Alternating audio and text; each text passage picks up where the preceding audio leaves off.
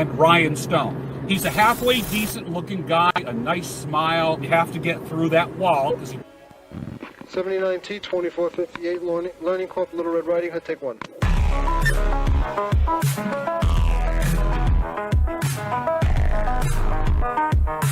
Somebody find out their fucking real names for me. 40 years of my life is in the wire that's gone. Does that make sense? You have to get through that wall. I only know what my heart feels. Where they say there are Indian people pooping on our beach. Socially retarded.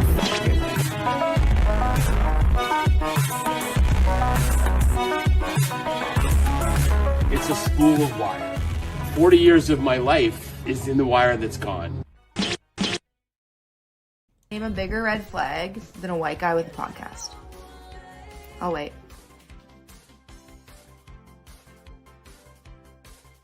I am not impressed. I will have you know I'm like 80% white. The podcast is goddamn good, and I don't want you anyway. You got random Iroquois art and not art on your walls. You're not my type, sir.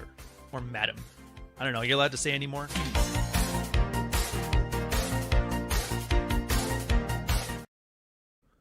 An emergency. We have an emergency. I was not ready for this on the podcast. I'm in the group chat. Emergency. You never guess what I just saw. Amrao Fuddle.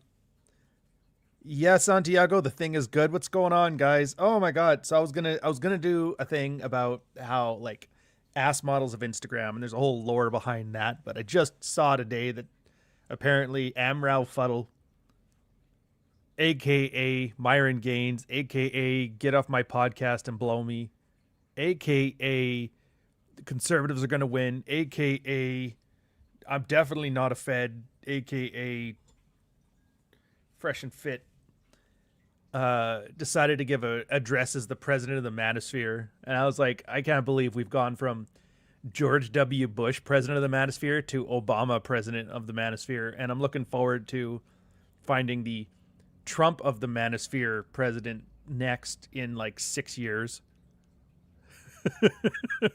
What do we do? Oh, I always started off like, what are we doing here? What are we doing here?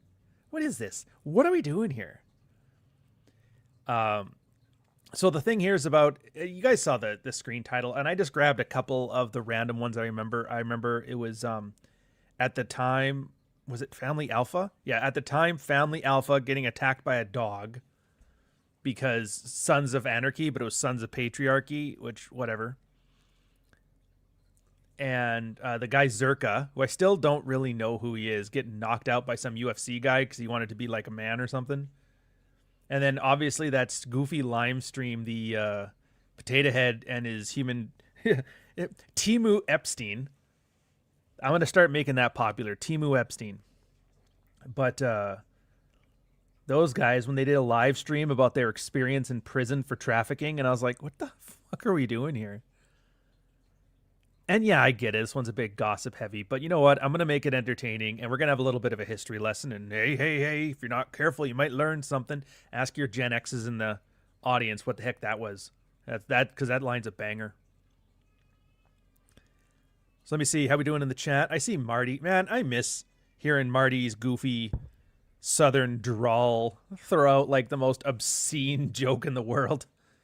You know, Marty, I still have that photo of the guy in the Everglades eating cheesecake. Just for you. Just for when we're back. And then Jack, obviously if you guys don't know, he's gone full expatriate. He's out of the Netherlands. He's gone to Georgia.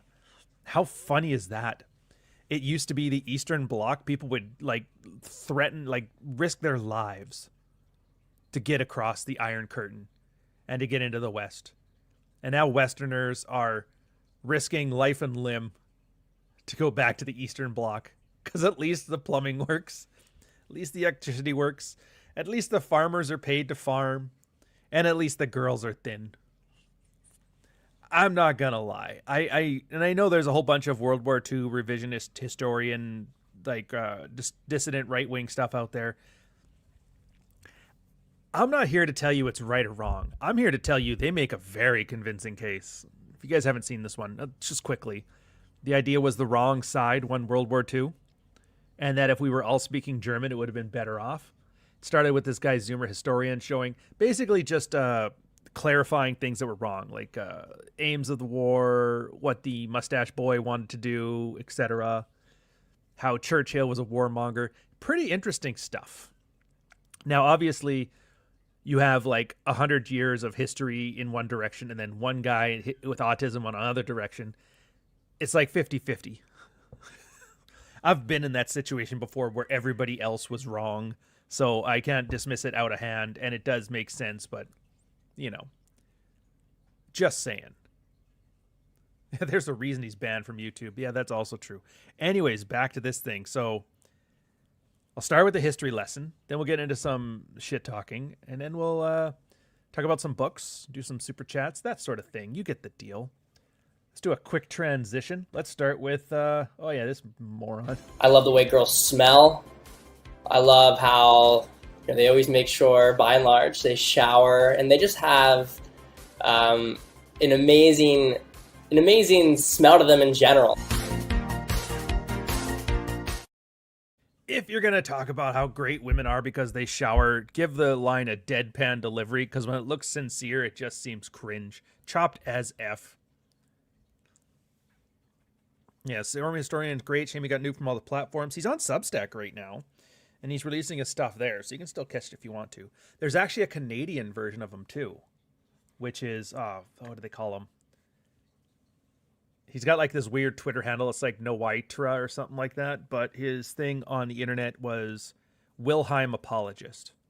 And it's very interesting to see the reactionary far right wing. You got Zoomer as the Brit, and then you got this guy as the Canadian. all the hardcores are coming out of the Commonwealth. Who'd have thunk?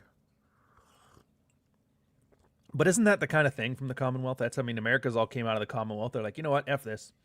Anyway, so it all started back in 2015. Pick up a chair. Started at 2015. We are all sitting around in our various blogs. Rolo's doing the Rational Male pre-face reveal. He was still just a name on a blog somewhere. Yeah, careful, you're checking out T77 next. You know what? Entertaining is the most important thing. The history stuff's interesting, but I just want to be entertained. 2015. Rolo's got his blog. Dalrog's still up and kicking. We had just lost Chateau Artiste, Royce himself. People were scouring archives and putting stuff together as best they could. Make a convincing argument best they could. And a whole bunch of people that you've never heard of. There was Uncle Vaz, was Vasily Zaitev, Vengefully Yours, Maddie Anon. You may not know these names, but you've heard of their antics. Dr. Warlock. Dr. Warlock was the one who wrote that article, How to Get Laid Like a Warlord, which was very generic, like, make yourself attractive advice. Work out, be clean, cut your hair, shit like that. But it was wrapped in such horrible misogyny that they made a Netflix serial killer special. Like, how do we establish this guy's the evilest serial killer that ever killed? I know. We'll have him look at this article we saw on Reddit. It was just like, what the fuck? That was back in the day when you, like, making something internationally known was seen as a novelty thing. Nowadays, everybody seems to do it. All you got to do is let Tucker Carlson read some of your tweets and you'll make it a big thing, and then the entire mainstream apparatus comes after him. I see your Super Chat, AK. I'll get to you in just 2 seconds here before I lose this thought. So everything was going good and everybody was happy. There was this other guy, Daniel, GLO. He was like, oh, he's selling t-shirts. And that was, for the most part, people would have donation boxes, sell t-shirts, or have blog banners. And that was it. And then I feel like I owe all of you people an apology. All of you. Not just me, but Rolo and Rich and John and Carl and I owe you an apology. Because we started this shit, man. It was with that Anthony guy. We did the convention that shall not be named. And then everybody started YouTube so we could get on to the podcast together. And we were like the first red-pilled guys online. Yeah, there was Coach Red. He wasn't red-pilled, man. Coach Red Pill was never red-pilled. Go check out his little Kiwi Farms article. He has been a grifting sponge on any scene he's ever been in. There's a whole thing on like this economics forum that he was part of for a while, and the dude who made that stuff won't talk to him anymore. He's kind of like the Paul Elam of the Red Pill, in which case like nobody liked him. Rest in peace, by the way. I don't like speaking ill of the dead, but I spoke ill of him in the life too, so it's not like I'm inconsistent here. And yeah, there was a bunch of people that used the term, but they weren't really actually red. Like, so far, one of the there's 2 or 3 things that can identify you as within the red pill brand, I guess. One is referencing anything by Rollo Tomasi or Royce. Bruce, arguably, yeah, sure. You know what? We'll go with all 3. Referencing those guys' work with your work, being part of the subreddit in some notable fact, whether you flared or whatever. I think those are pretty much the 2. And then the third one is just calling yourself it, but everybody can do that. I could fuck a doll and call myself red pilled tomorrow, and who's to say I'm not?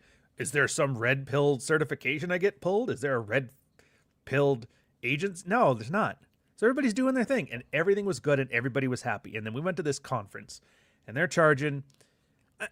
The funny thing too is you can tell that most people have never worked a corporate job, because it was I think the tickets were like $1,000, $1,500, something like that.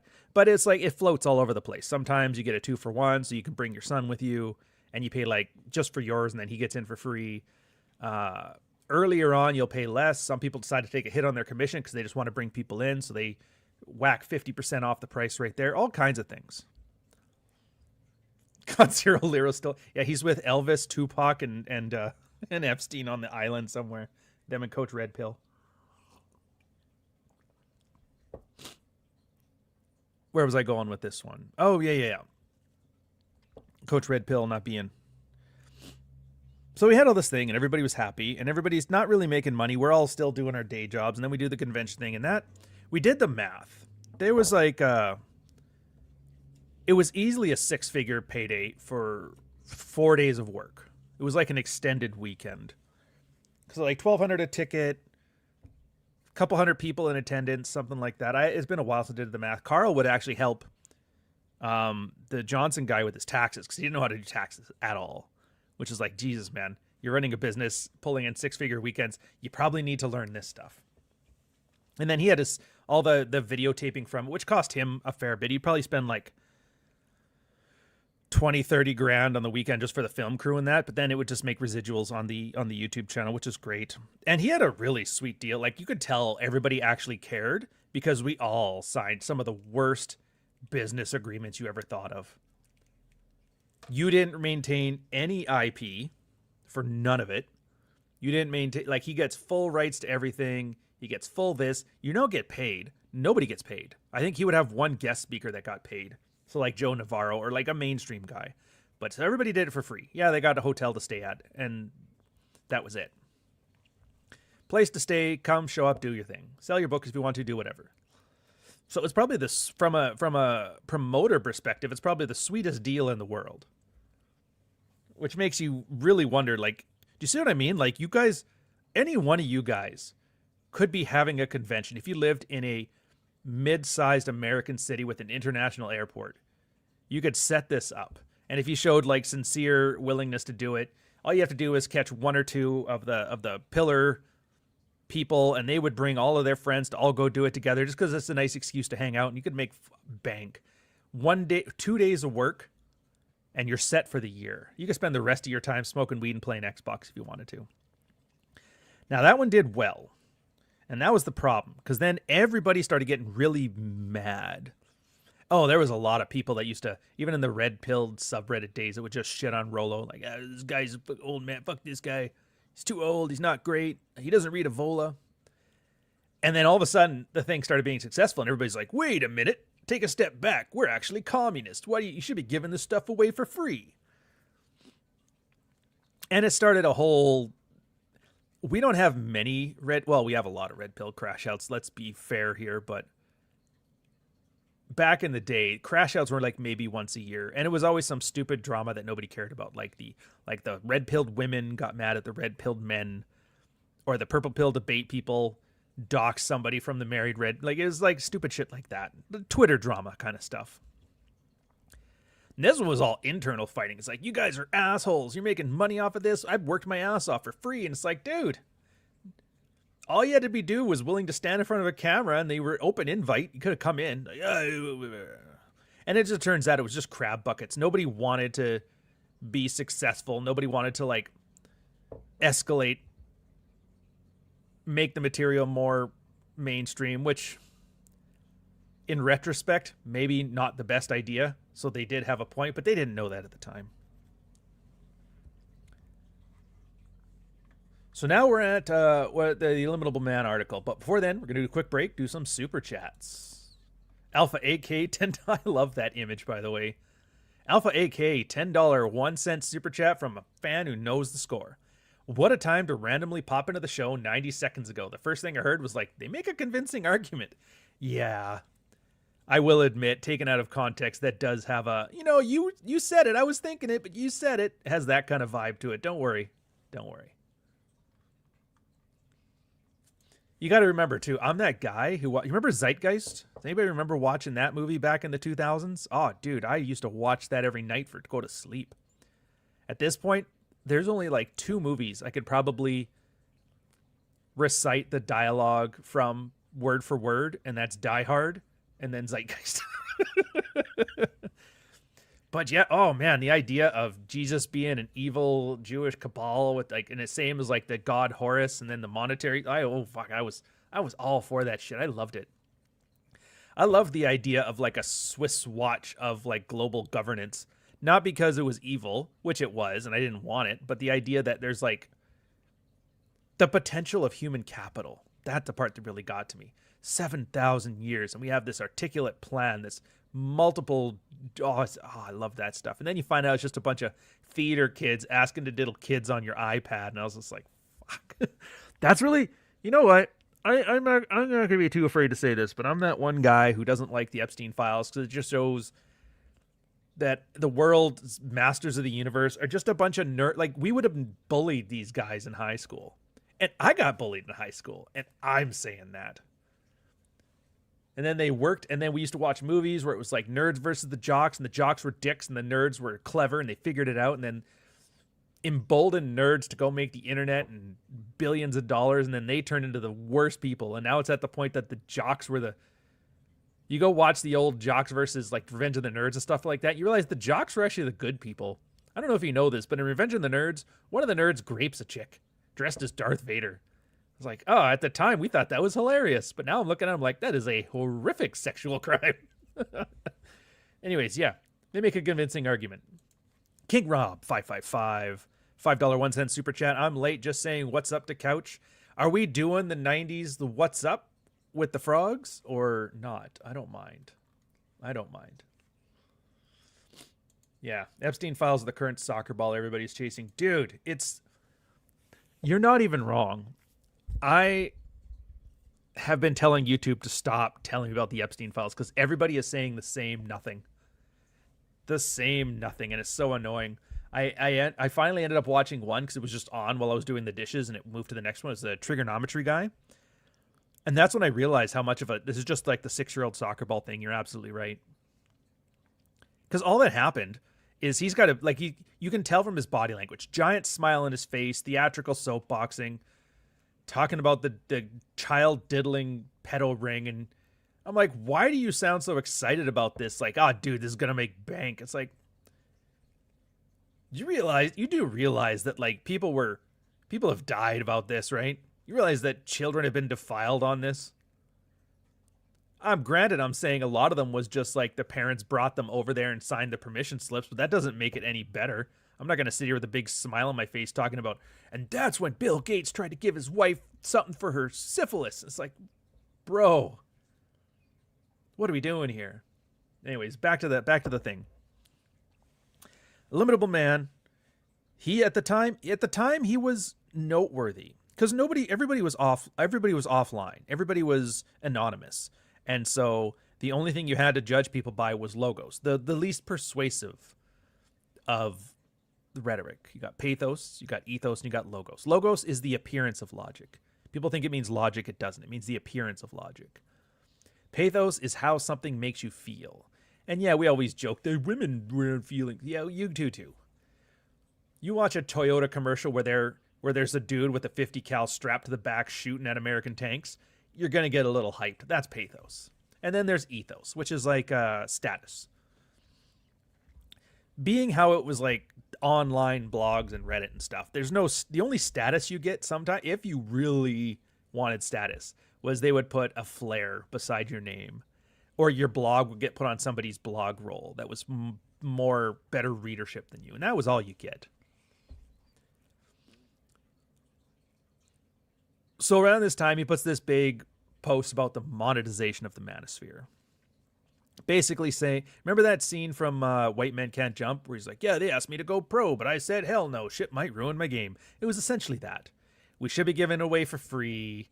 We're running a charity. And not only are you guys charging for it, you're charging exorbitant amounts. And he was kind of just giving everybody else a blast. To which the first person pointed out, hey, don't you have like a consulting page on your website saying you can't afford me? Like, it seems a little bit. And of course, it was just crabs in the bucket. Everybody else just wanted to be the King Dingaling. Everybody wanted to be the Rollo Tomasi. Except for Rollo. He didn't want to be the Godfather. They called him that. But here's the thing, too. Rollo spent 20 years working. Writing essays, dealing on So Suave, talking with his bottle girls. Field work for like 20 years. Everybody wanted to be Rollo Tomasi. Not a single person wanted to write a book, wanted to write an essay, wanted to do an infield, nothing. They just wanted the hype at the end. Remember that whole thing? Rich Cooper used to love saying it. Women won't run with you. They'll wait at the finish line for you. And that was like literally the manosphere. I can honestly start to see like a lot of the shit that we got from all the other little ankle biter subreddits, the blue pill and all that stuff. They weren't wrong. A whole bunch of spiritual women arguing like bitches, feeling like men. I mean, there was a few people in there who are the real deal. Very, very few. Most of which you probably already know. There's a few secret people that you probably didn't know about who definitely had their shit together. Anyway, so that was the complaint. To which, and then me at my time, I was like, look, you can complain about this. It's happening. If it's not me, if it's not Rollo, if it's not you, it's somebody else. It's at the point where things are popular enough. There's been enough rigmarole over the years that somebody's going to do something. And at the time, I can't remember who was like the big, I think it was Coach Red Pill at the time, was like, dude, he's going to ruin it if you let him go and do this. Oh, 33 Secrets. The guy who used to sit in his car in his parking lot reading Rational Mail, pretending he came up with it. Oh, it's just so fucking cringe. So I'm like, yeah, this is going to happen. And so you can either put people who enjoy the space, who like doing work, who have their in-field experience, and you can put people who are useful and good up in front.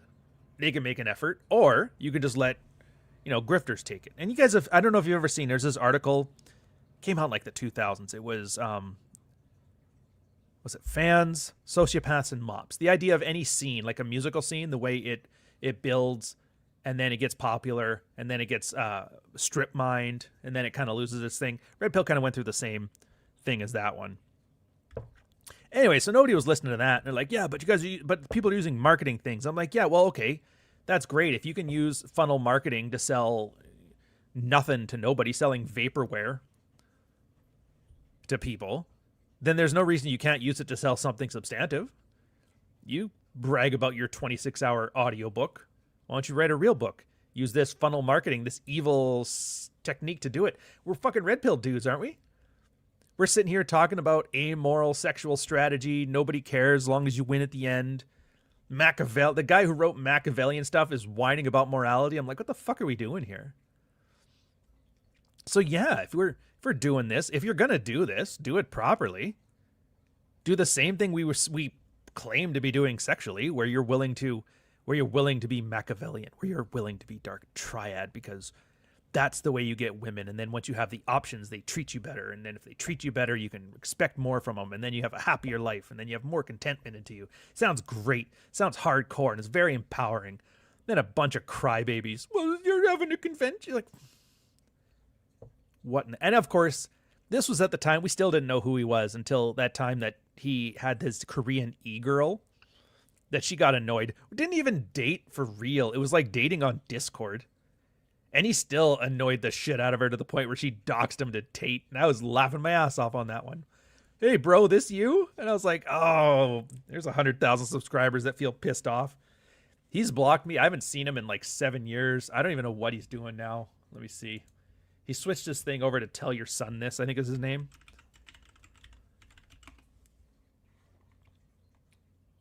Yeah, there it is. So he's British. Oh, he's limited his account. He's locked. 302,000 followers? You gotta be fucking kidding me. There's no way. Oh, yeah, it makes more sense. His new account has like 9,000 people. But that was the point. It's like, dude, the first personal thing coming out about you is you being the exact kind of guy that we were like, made an entire ecosystem to avoid being, to overcome being, to be better than. And then you claim as yourself to be one of the more prolific people in there. And then you turns out you didn't do any of it. It's like finding the fat guy being a fitness coach. What the fuck, man? Zero ethos, zero pathos, all the logos. Nobody cares.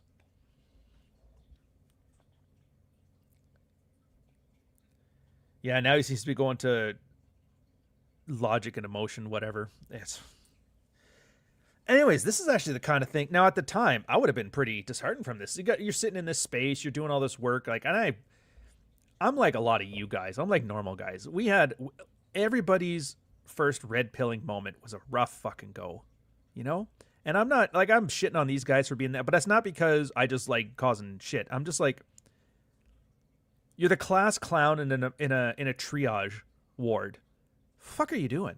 Yeah, but I want to be famous. It's like, dude, this guy's wife and kids have left to a different state. He doesn't give a shit about your want of fame, dude. He wants to know what the hell happened, how he can sort it out. He wants a safety net. Everybody wants a safety net. Safety net's the Rational Mail article where it's like, yeah, this stuff's not promising you anything, but when things happen, and they eventually will, you're going to see, oh, that's why it happened. Wraps a narrative around what happened so you can at least process it. Shows you the skills, techniques, and talents that you need to be able to get back on your feet. Doesn't promise anything, so you know, like, okay, so it's up to me to decide what's important and what's not.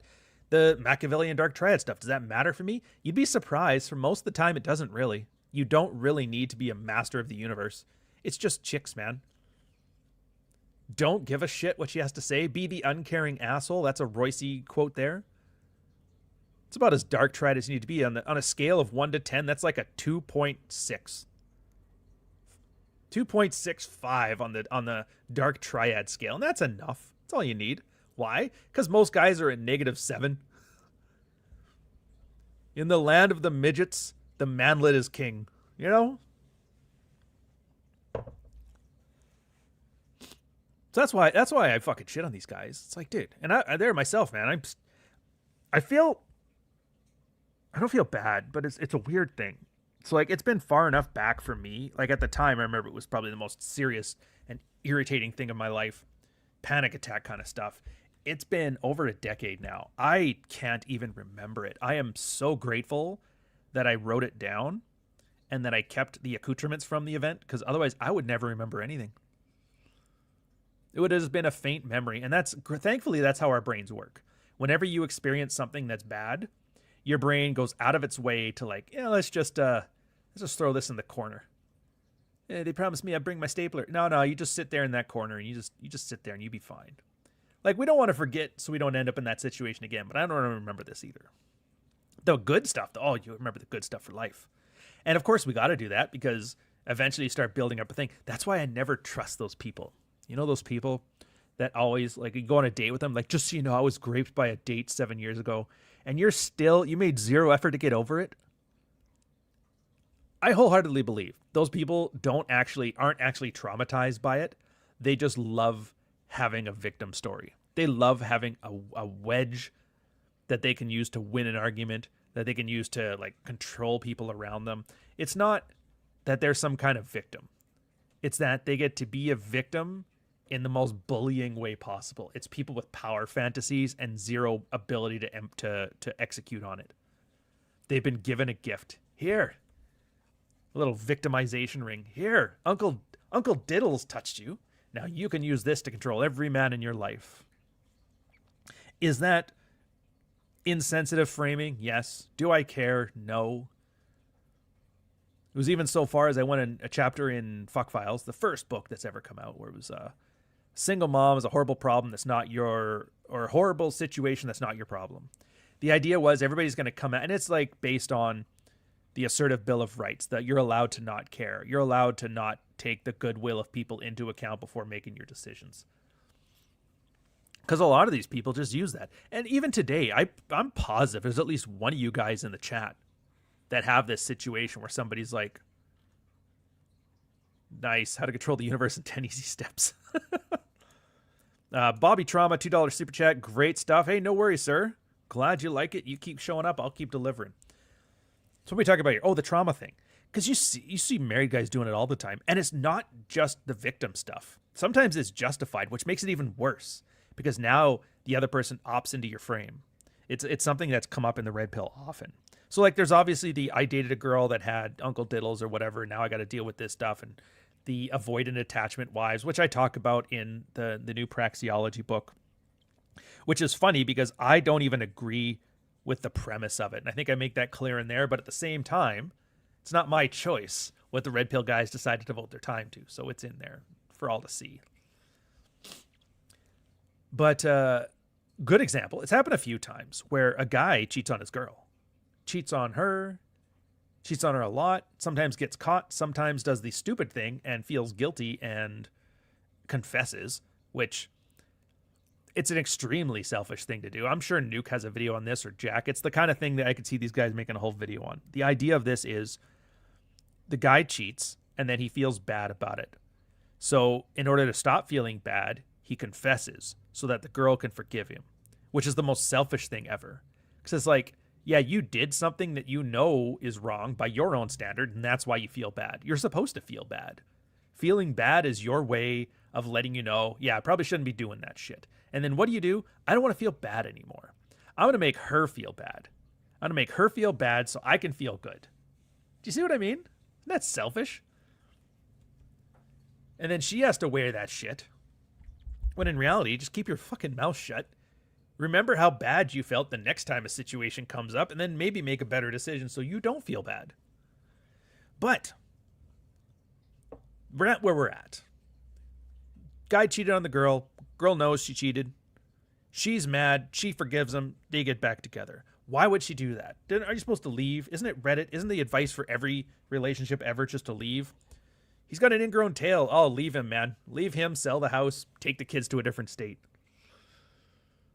He didn't answer the phone? Oh, you better leave him, girl. Fucking Reddit, man. So she finds out. And then, of course, because, like, you're red-pilled. You guys have read about pre-selection and the differences in jealousy between men and women. Turns out, man, if your girl's cheating on you, the choice isn't between leaving her and not. The choice is between throwing her off a cliff, Kazama style, Tekken, and sitting there and just like absorbing the shame of it. You know, that's your kind of choices. So we assume girls think that because blank slate equalism, we're all good communists. It's not really the case though. With girls, a lot of the times they take it as a challenge. You know why? As long as you don't, there's like 2 or 3 things. I'm saying 3 because 3 is a round number, but I don't think there's 3. I think there's only 2.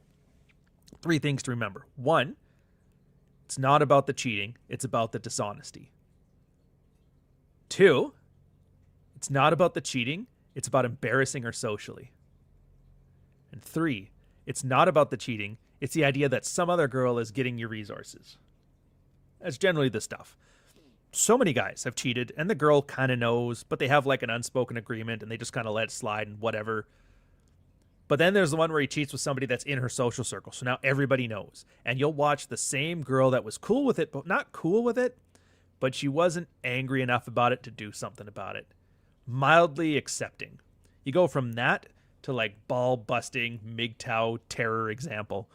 Take everything. And they don't even want like, it's not even a rational decision. It's like, I want all the resources for my children. No, it's just, fuck that guy. I want him to hurt. They will draw out the court case. They will burn all the cash to the ground, and they'll try to fight over the ashes. And it's because I'm hurt, so you have to be hurt. So we're at where we're at. Girl decides to accept it, come back. Great. Here's the problem, though. Now she has that victim coin. Yeah, I got the challenge coin. And then anytime, hey, do you mind doing the dishes? Well, why don't you do the dishes with that bitch you slept with? And they start throwing it in the guy's face. And of course, and here's the problem, like the victim thing, totally valid. Guy cheated on her. Guy got caught. Girl forgave him. Absolutely. There is no leg to stand on here. Doesn't matter. Because what's the difference between that guy getting browbeaten into anything and the poor little sad beta male type guy who gets browbeaten to everything just for the attempt at getting validation? There's no difference at this point. It's all the same weapon. So yeah, you got to stand up for yourself. Well, you did the wrong. Yeah, maybe, but I got to look out for me. In this case, is you decided to forgive me, so you either forgive me or you hold this over my head forever. We can't have it both ways. It's a hard conversation to have, but it's the only way it works.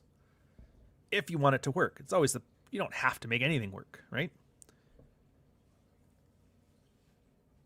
So I always find this stuff very interesting from a dynamics point of view. Even if you're not like, I'm never going to cheat, she's never going to cheat, blah, blah, blah, blah. That's fine. It's fine. I just mean, when we talk about things like the gynocentric social order, the feminine imperative, those kind of very ominous sounding terms, you put examples like this out there, and it's one of those edge cases that get everybody to see what all of this stuff really means. Because you put that in front of a girl, they will get so mad at you. It's like, no, you deserve this hate, you deserve this, blah, blah, blah, anger this, anger that. You see right then and there, it's a flat out, for men's sexual strategy to succeed, a woman's has to fail. And women will absolutely fight to make sure all women's sexual strategy succeeds, because they all see themselves in other people. It's a solipsism thing. Guys will play with Batman action figures and think, I want to be like Batman. Girls will play with a Barbie doll and they'll think, Barbie is just like me. Fucking guy. At this point, Couch doesn't negotiate with a terrorist, and he certainly doesn't negotiate with hostages. Fuck, you make me laugh sometimes, man. Yeah, red pill versus blue pill cheating. It's an upcoming essay. It's good. If you need a reference, there's a chapter in Praxeology volume, or I think it's in Dread. You can use that for reference material. Just cite your sources, Chicago style, sir. Anyway, so I'm kind of like getting into like the weeds on this one, but I'm doing it to illustrate a point. This is like real work. There's real people doing real stuff. Is it marketable? No. Not like that. I cannot market a video or an essay or a blog post based on that concept of cheating. But if I'm fucking Amrau Fuddle, I can go onto my podcast and say men are allowed to cheat and women aren't. You turn it into like a moral statement, because now nobody can be proven wrong. You see what I mean? It's more of that blank slate equalism, communist, anti-judging bullshit. Well, it's a moral thing. Guys are just like this and girls have to put up with it. And the girls are like, no, that's not the case. And they could sit here and they can babble amongst each other forever, because there is no provability. It's wronger than wrong, because you can't prove any of it. You can't prove values. You can't prove opinions, feelings. They're just there, and that's it. I'm allowed to run my mouth, and there's nothing you can tell me other than you hate me. And that's how we get into that modern discourse bullshit. Meanwhile, on the other hand, you talk about it, the way I was talking about it, from an actionable perspective. There's actions, there's consequences, there's purpose behind people doing things. I'm not attaching a moral weight to a dude cheating on his wife or his girlfriend at all. It's like, that's going, if that happens, here's the dynamics that come to play out after it. What do I do with this information? Whatever you want, man. What do you want? Maybe your idea of like living with the guilt is big, and so the idea of the girl bullying you with it every time you do something wrong, maybe that's what you're into, and maybe you're fine with that. Maybe you like the idea of forever having to win over her heart and whatever. It's a very blue-pilled way of doing things. It's not my place to say you can or cannot do it. at the same time, like, no, I want a happy family. You know, even though I did this, doesn't matter. Still going to make this thing work. Then, yeah, standing up for yourself. Then there's the other guy. It's like, you know what? There's probably a reason I did this anyway. She wasn't filling her role. Why don't I, like, well, it's already kind of lost. Let's just get the fuck out of here. You know, see what I mean? There's like 3 different choices from it. I have no judgment towards any of them, but not in that way that Amaral Fuddle saying men are allowed to cheat on women get to do it. That's the no judgment zone, isn't I get to be a prick and there's nothing, like, you can't tell me what to do, Dad. A very 20-year-old girl version of libertarianism kind of thing, you know? The fuck you, Dad. So this stuff's happening. It's happening. And you can either be getting ahead of the wave or you could be falling behind the wave. And I knew for a fact, like, never, ever, never wait for other people to join you on your journey when you're going this route. Never do it. I learned that as far back as college. And I'm sure you guys have all had this same experience. You go to the ones where you go to college and you guys are all bored and you're sitting on the sofa. It's 1997. The Matrix just came out and you're psyched, but you already saw it.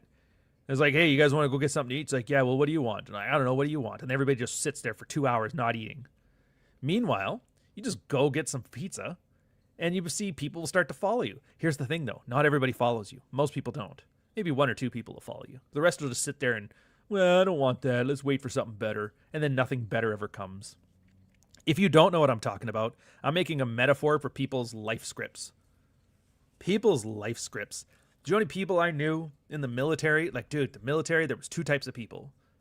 There was the guys who got out of basic training and bought a Dodge Charger or a Challenger or a vintage Nissan, not Sentra. What's the big one? Supra. There's those guys. And then there's the guys that, like, jogged to work so they could afford a down payment on a house during the biggest property bubble in world history. This was like 2003, 2004. Everybody kind of knew, okay, dude, house prices are going up. It was even that point. I used to remember, it was so quaint, like 2004. I'm sitting there talking to a buddy, and they were talking about, yeah, my house made $200,000 last year, and so I sold it and bought a new place, and now I'm like in a $2 million home. It's like, oh, good for you, man. And it's like, there's no way this can go up like this forever. I'm worried, like, dude, it's going to go up forever.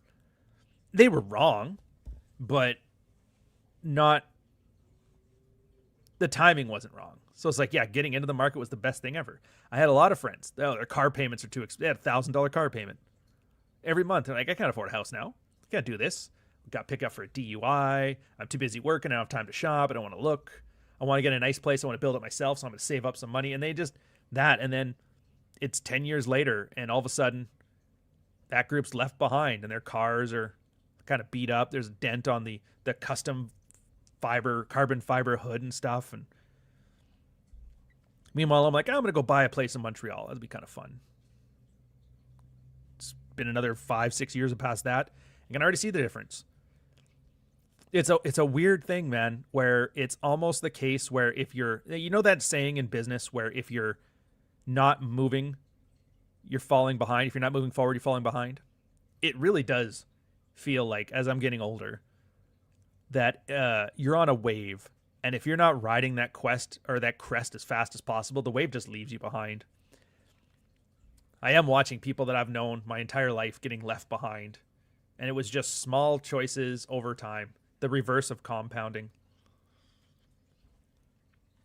Case in point, Jack here. I have friends now who can leave the Netherlands. Both him and his wife work remote, earn a lot, allowed to work abroad, just won't leave.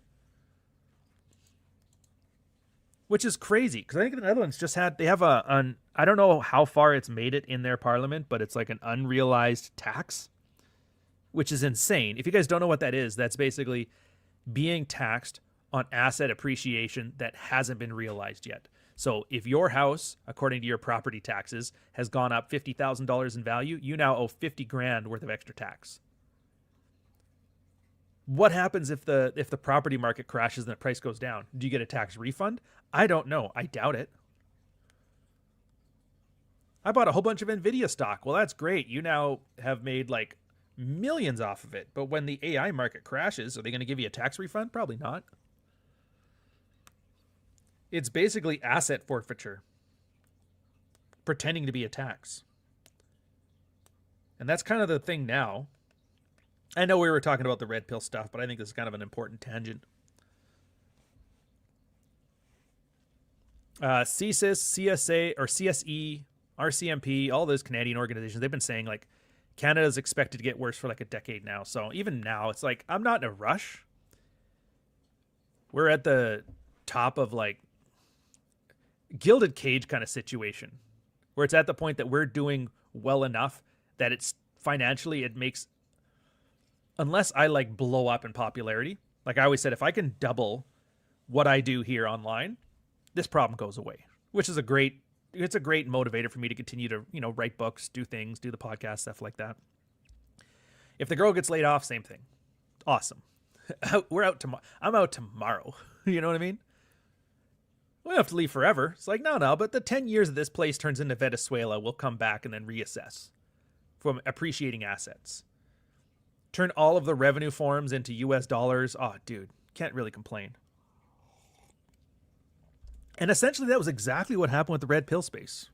It's like, look, right now, if you really like it here, if you like what you do and you're good at what you do, you need to make an effort to do better, do more, expand, or at the least, like, I give a shit about what I write. I give a shit about what I podcast. I give a shit about what my speeches are. Like, if you're that kind of guy, then why aren't you trying to market it? If you love it so much, why do you not want more people to see it? If I'm really that good at writing red-pilled stuff, don't I want more people to see it? The guy who can't fucking read is more than happy to take all of that. Oh, I love attention. It's great.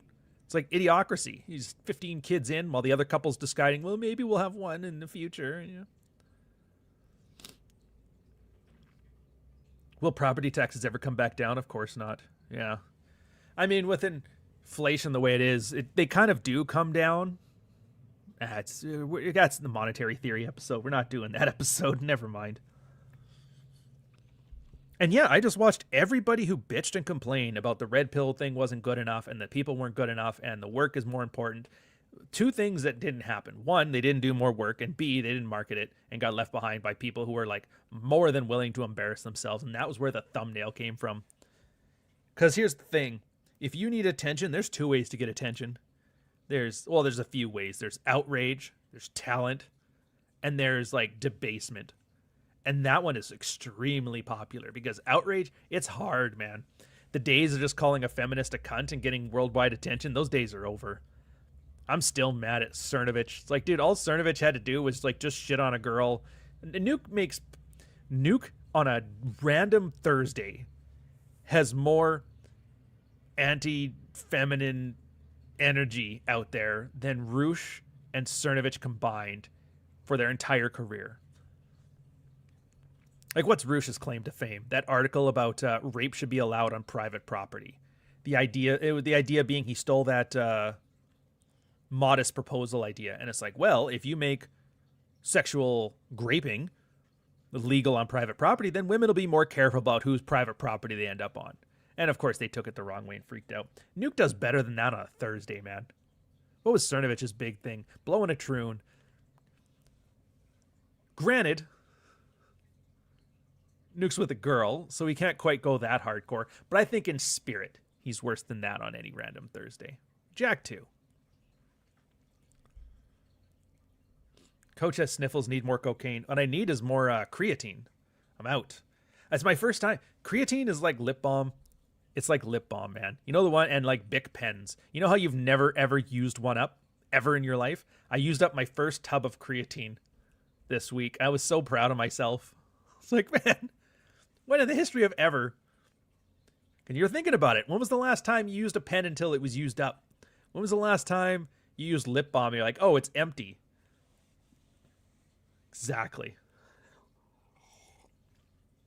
How much are you using now anyway? 10 grams per day? I think it's like 5.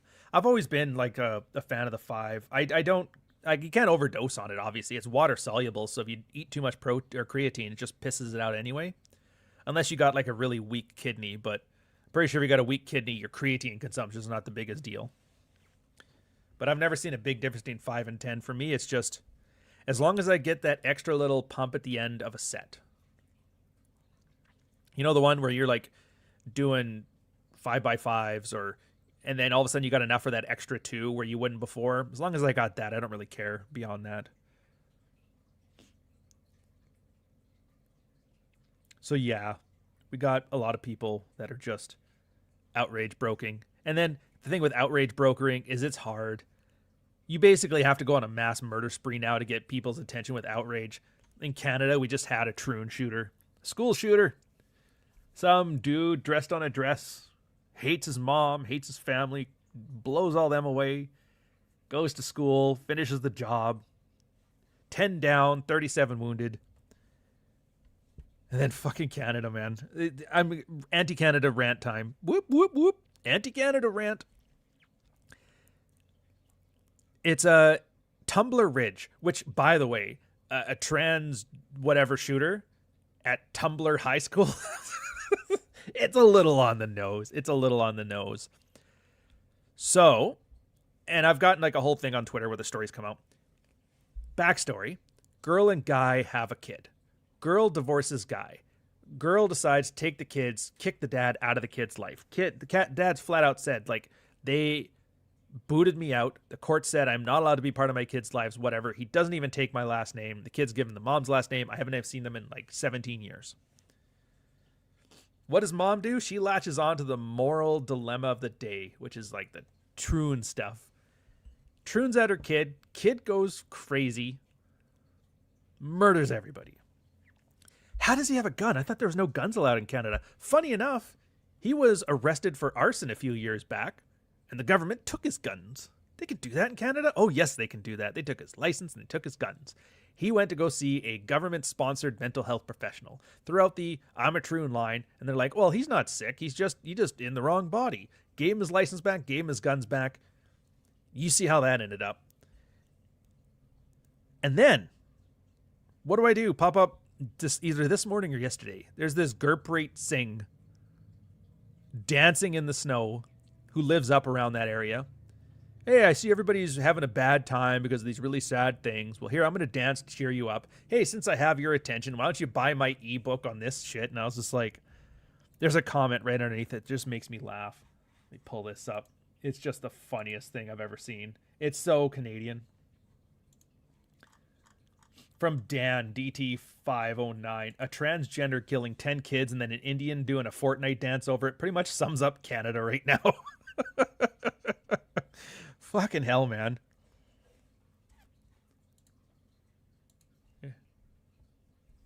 I'll even post in the chat. You guys view it yourself.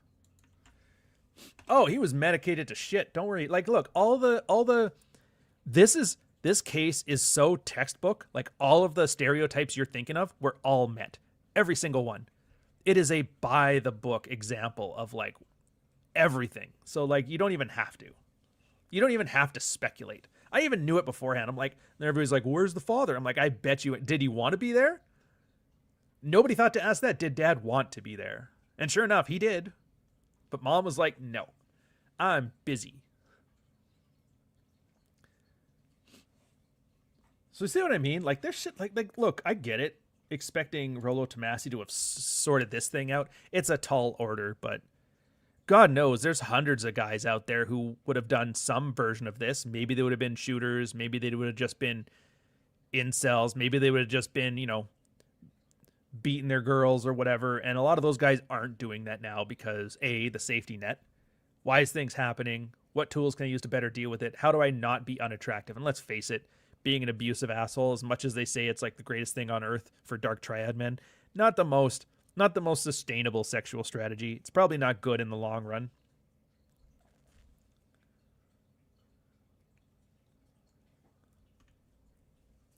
And we'll never know. I can speculate, and I know, I mean, you hear the emails, but some people just say that shit, but you know there's there.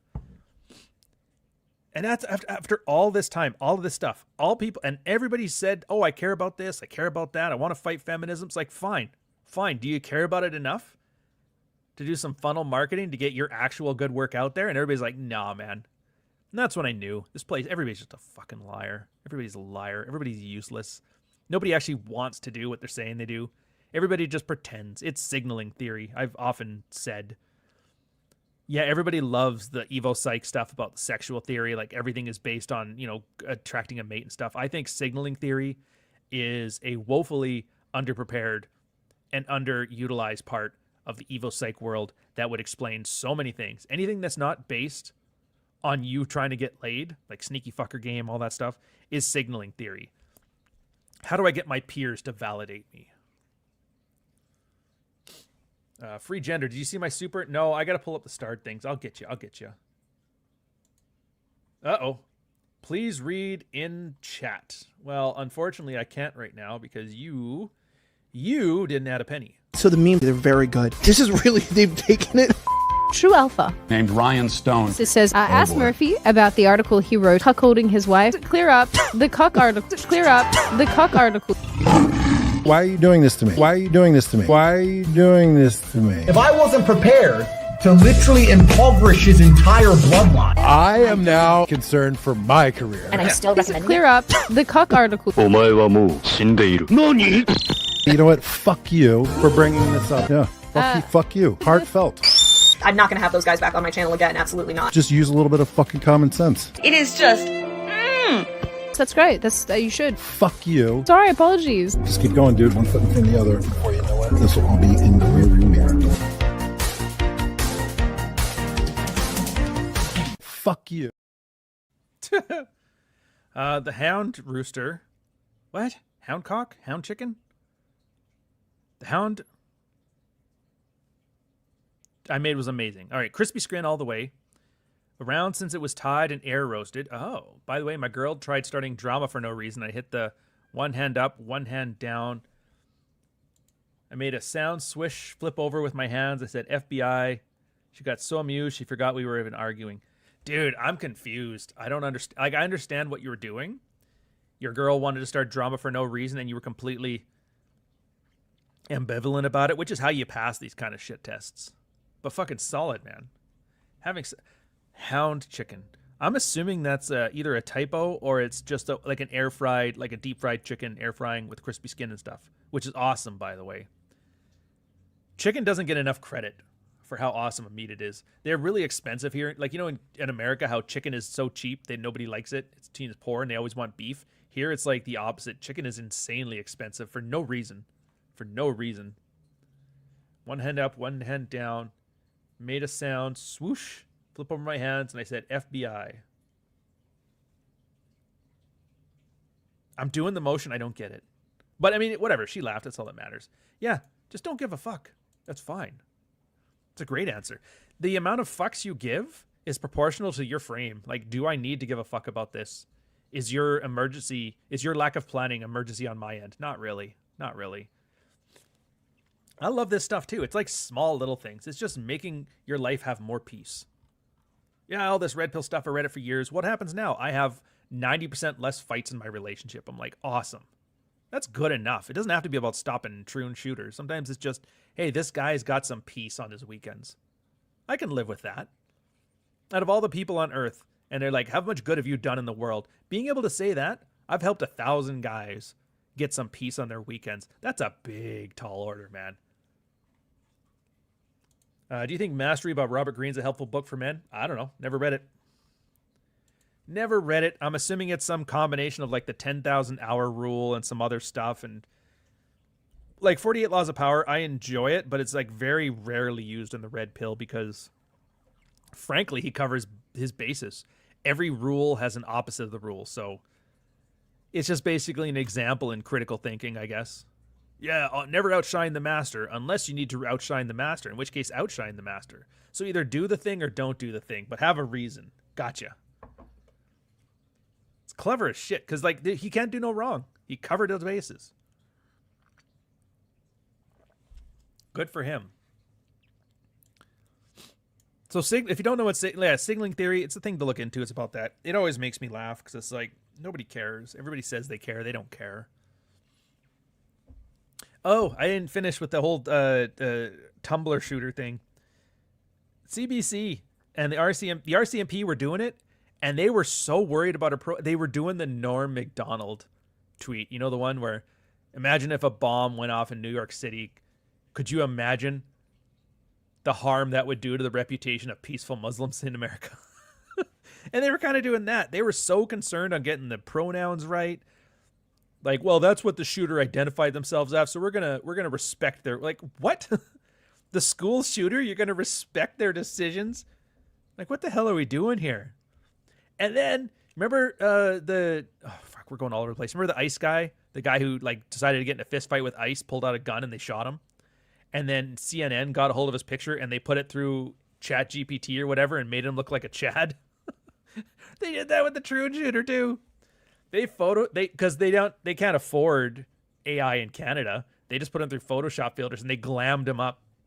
They made him look more feminine. They made it like the posture was better and everything. I'm like, why did you glow up the school shooter? What the fuck is wrong with you people? Well, oh, that's right. And they invented a new word, a gun person. Because normally you would say the gunman, because all gun shooters are men, basically. I think there's like one girl shot somebody in the past.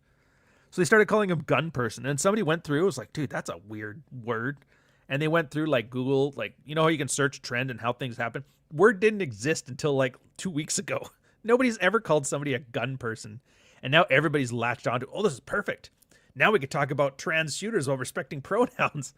It's so catchy. It's like, fuck, man. Jesus. The heck are you guys talking about here?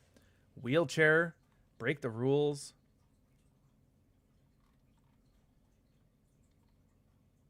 Interesting. So yeah, it's just, and then I realized nobody cares, and that's, you guys see, I'm very curmudgeon-y, I'm very acerbic, I'm a prick, man.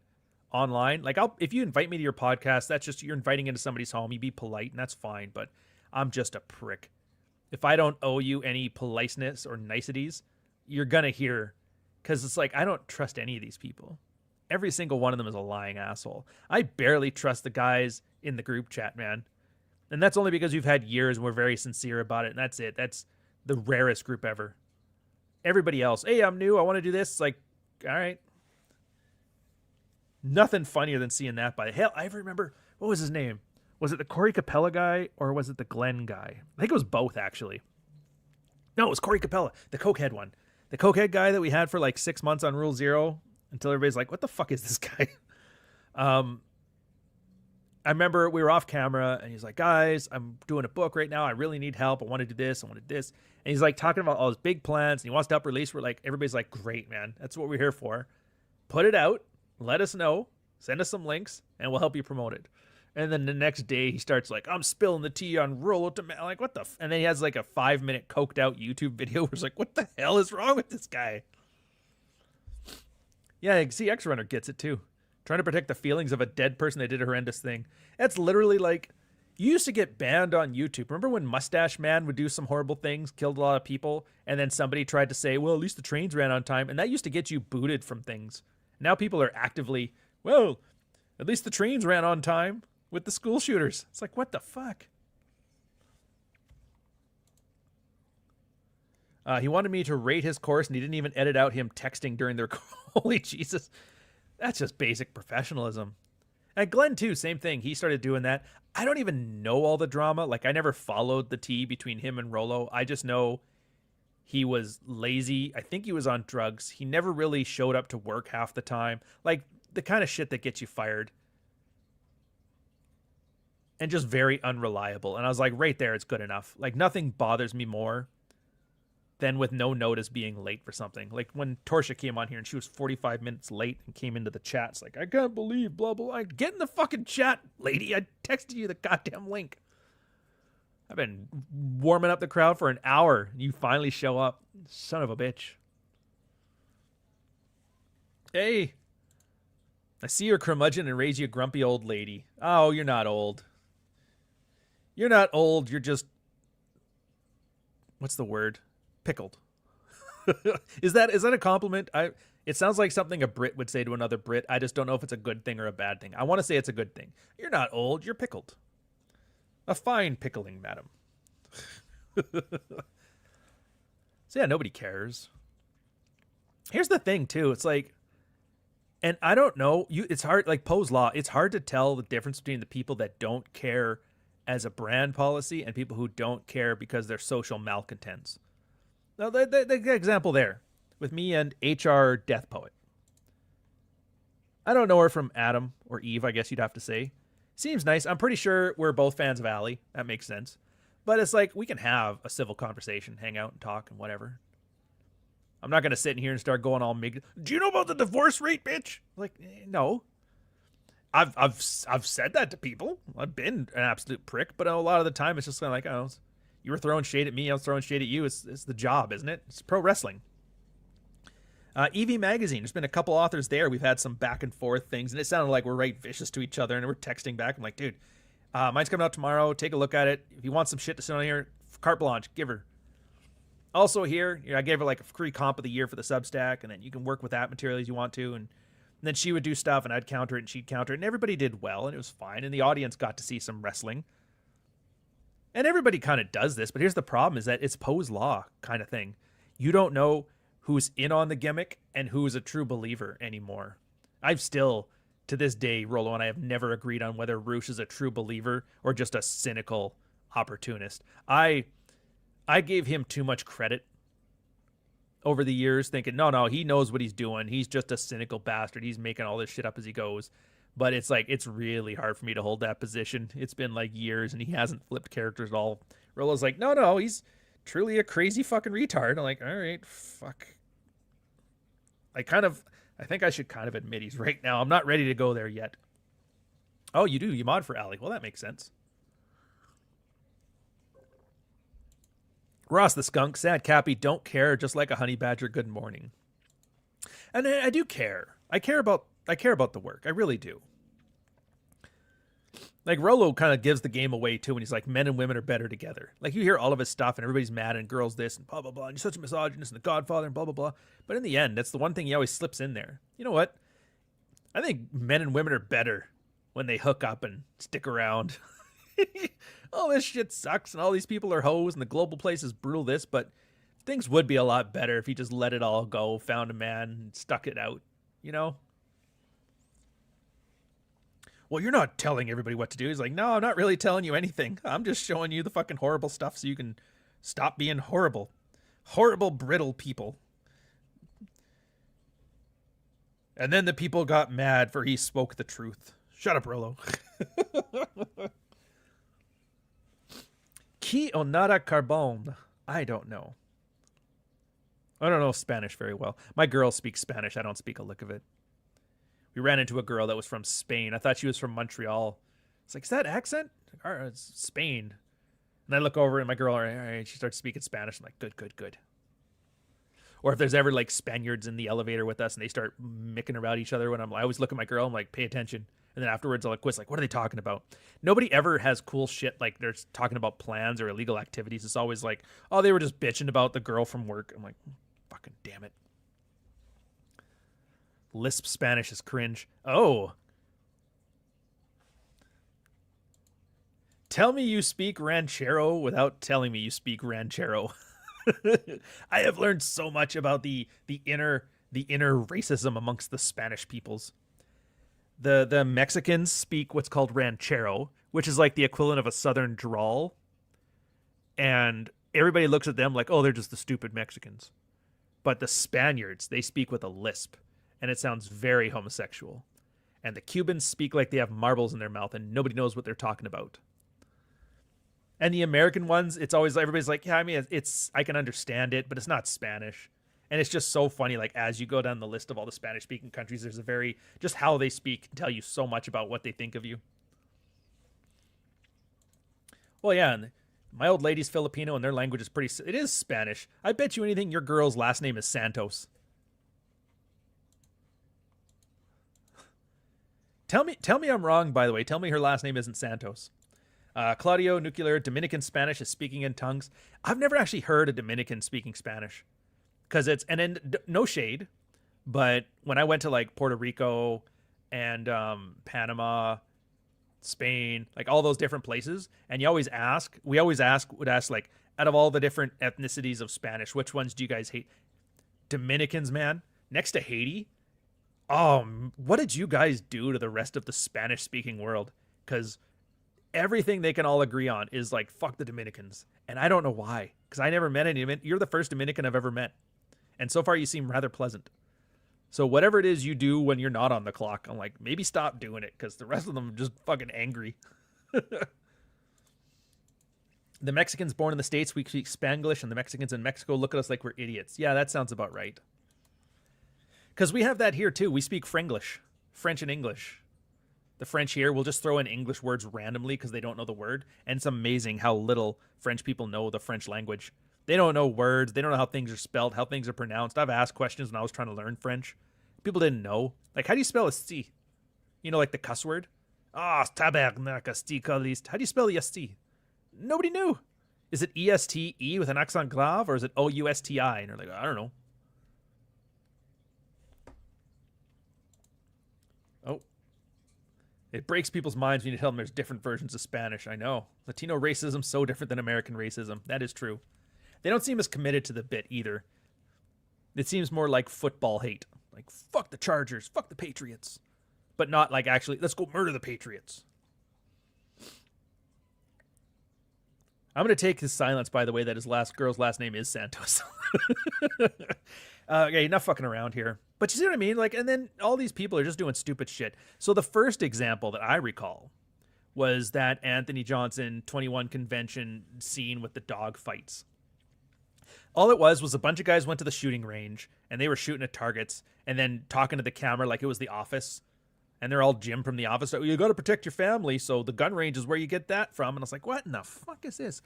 You would be much better off protecting your family by earning a proper living, by not blowing up your career, than you would by getting attacked. And they put Zach, oh, the poor guy, they put him in this big bear suit, and they had a bunch of dogs attack him. He's like, wow, fucking dogs attacked me. I'm like, first off, what does this have to do with protecting your family? Well, if the dog comes after my kids, I'm going to jam an arm in his throat and it'll eventually get tired of gnawing onto my femur and leave. Oh, but the worst part is it was embarrassing. I still remember. It was so fucking funny. I don't remember what post started it, but somebody had made something to the effect of something blue-pilled. It wasn't the I would do it again one where like Zach did a thing about if I could, knowing what I knew now and everything she'd done to me, would I marry my wife now knowing what I knew then? I would. Most guys are kind of like, yeah, no.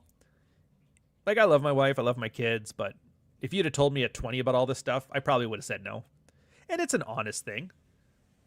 You know, sometimes things aren't the greatest, but they're worth it. You know, some guys are like, yeah, my kids are annoying and they scream at me, but, you know, it's worth it in the end. Or, you know, my wife's a pain in the ass, but, you know, it's worth it. That's fine. Everybody has their old dog that sits on the carpet kind of thing. But he was very gung. Was like, no, man, even though she cheated on me straight out of basic, gotta take it. Like, you're not being real with yourself. But it wasn't, I don't think it was that one even, but it ended up going to like him talking shit about Rolo and how the red pill stuff was stupid and it was great and all this. And then Wine More Please, which again, you've read him on the Substack. Great stuff, by the way.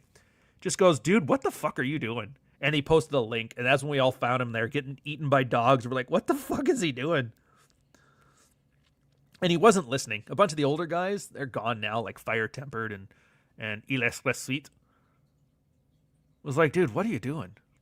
And he's like, yeah, just helping man. It's not about the fucking. And they all kept thinking it was haters. It's like, dude, it's not about the haters. It's that you're embarrassing yourself. Stop doing that. Like, people are actually trying to help him out here. Like, dude, this looks horrible. Stop doing this. He's like, you just haters. Like, I'm not haters. I have no vested interest in your success. I like you succeeding because I like the space. And that was so quaint when I look at it now, because then what happened? You got Anthony Johnson. He tried to fuck Rolo's daughter. Obviously didn't go well. Rolo's pretty protective over his kids. Who'd have thunk? And then he got so embarrassed by that. What's he do? He ends up harassing him for like 3 years, blowing up his convention, losing a cash cow. Because it wasn't just the 6 figures he'd pull out of the convention every year.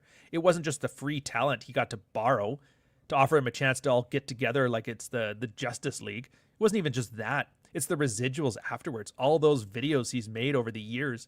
He gets a Rolo Tomasi. Rolo, just for his live stream, pulled $20,000 on a simple live stream where he talks about being run up the flagpole. Meanwhile, he gave you like a structured, actually good system, and you're like, yeah, this is great. I'm gonna fuck all this up because he's more popular than me, and he embarrassed me. He didn't even embarrass him. The only reason we found out about this is because he let it out. It's like, dude, what are you doing? Still a quaint time. Because then what happened after that? After that, we got like some of the examples. Roman McClay, obviously, we all know this one by now. And if not, I'm going to remind you. He was all red pilled and he hyping in the scene. And everybody loved him and everybody was toting his book is the greatest thing for men ever. He's talking about, and all that tough guy talk about we're taking things back or you can't vote your way out of this. You know those little speeches everybody gives? You can't vote your way out of this. Well, he followed through. Shot 6 people. Cops shot him. Chesty got a euchre deck. Fuck are we doing here, man? How is that helping men? And then the funny thing is the system just chewed it up and spit it out. Because what came of it? The same thing that always comes out of it. Man shoots people. You know what's evil in the world? Men. You know what else we need to do? Ban guns. You know what the guys need to do? Pick their tribe. Men are noble. I would never shoot 6 people and die by cop and fuck up our gun rights. It's like, oh my God. I think that would be the worst part if you were a mass shooter to end up in like the content churn. You know what I mean? What are you known for? Well, Columbine kind of took all the glory, but I'm the one that got like a good 15-minute in the news cycle about how my violent acts encouraged more women to leave their husband. Like, what the fuck are we doing here? And then there was that other guy, Zerka. There was like a 6-month, and it's happening again now. There was like a 6-month period to a year period where every time Rollo would mention something in the group chat, there'd be some new influencer that I've never fucking heard of that somehow had 100,000 subscribers doing something retarded. And then Zerka was the first one. I'm like, what the fuck is this? That's all I've ever said about him. What is a Zerka? And he walked up to some UFC fighter, Nate Diaz or somebody, I don't even know. Started talking shit. And the guy's like, dude, I'm wearing white pants. Get out of here. I don't want to get them bloody. And then he started poking. He's like, fine. And he just punched him in the mouth and knocked him down. He's like, don't get up. He didn't get up. And he got real mad when you pointed that out too. But I mean, it got him 50 subscribers on Rumble. So I guess, is an ass whooping worth it? I don't know. Excuse me. Who knows?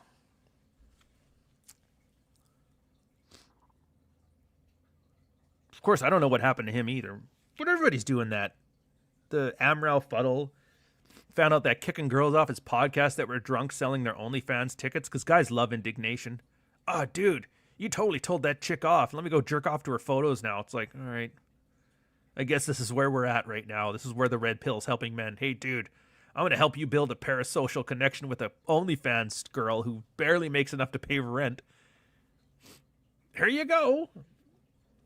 Thanks, man. Saving lives. Here's a $500 super chat. I don't get it. I mean, I get it. I just don't like it. And then that wasn't doing well enough. So you know what I'm going to do? This girl with like 15 cousins and brothers, I'm going to talk some shit about them. Because, black dudes in Miami, I'm sure they're really chill about disrespecting their sisters online. Sure enough, dude comes up with a pistol. It's like, hey, I'm about to show you what real black people are like in America. I always joked, man. Amral Fuddle came from Somalia or whatever, or Sudan to Ohio. Worked in the government. I'm like, you're coming to Miami? You're about to get a crash course on being black in America, sir. Sure enough, he did. Guy came with a gun. He's like, yeah, no, we're not doing this.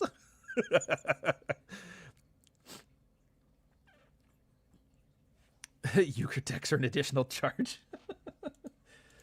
Getting punched in the mouth for clout. Don't know. It doesn't seem like a long-term solution to me. You know what the problem is? It's that stupid TikTok trend where the girls have like, the question like, would you like me if I was a worm? Well, one of them is like, would you punch me in the mouth for $1 billion?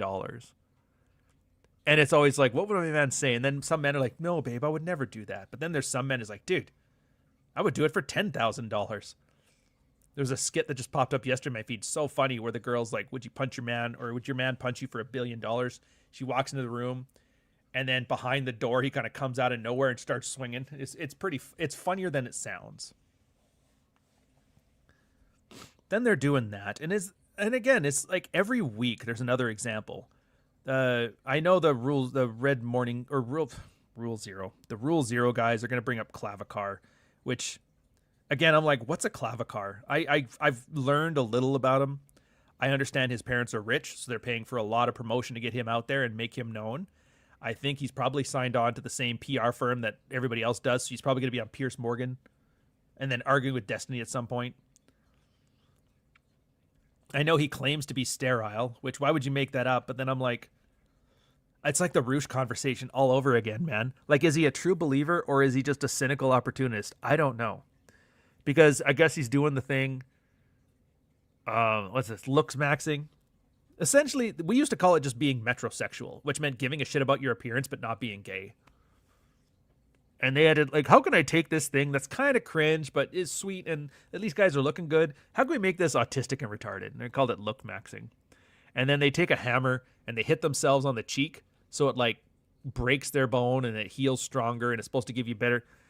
They're basically restructuring your face, like that shit from Gattaca. Remember the dystopic science fiction movie about the future where guys were getting lengthening surgery? People are doing that shit for real.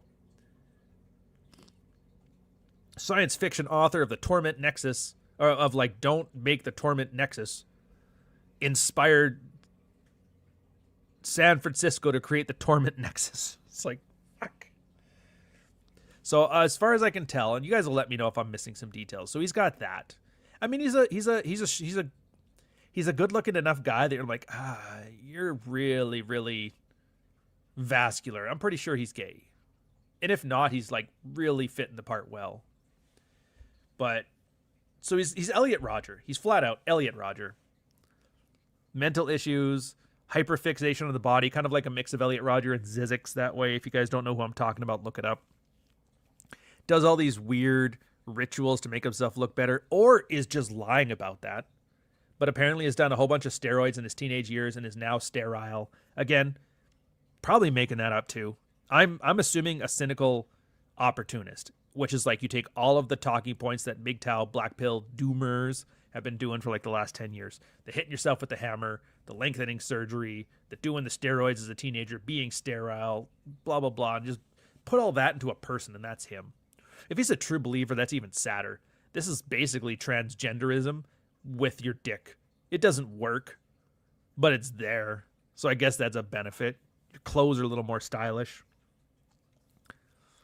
And I just hate how, because he's got rich parents that have afforded him some notoriety because they pay for impressions, that now I have to give a shit. Like, I'm doing it because it's my job, but you guys don't. Like, you really shouldn't give a shit. Yeah, the conservative influence to turn more men away than anything else. That's their legacy. Congrats, you did it. And I'm not saying, like, remember when Rollo used to have that theory, like the government was coming after us, they wanted to quash us red pill guys? I'm not saying they are. But if they were, would this look any different? There's that Saul Alinsky shit about the rules for radicals. And there was the one about if you want to kill a movement, put the most cynical, narcissistic, like, self-effacing people in front of it and promote the shit out of them to kill it.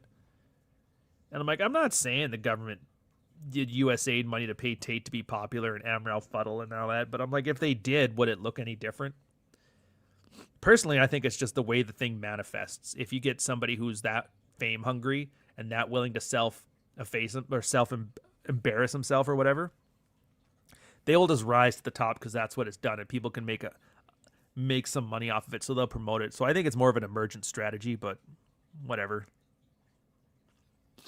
Because let's face it, me just sitting here telling you guys a story about how the manosphere was back in 2016, it's entertaining for you. But if you're somebody who doesn't know any of this shit, you probably tuned out 30 seconds in. I don't care about this. What's a cuck article? What are we doing here? There's somebody out there like, what are we doing here with my shit? And I get it. I get it.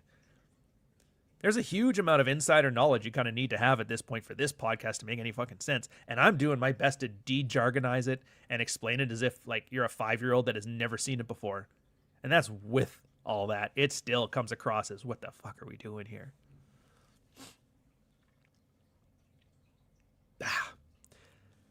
So what's the take from all this? I mean, it's just,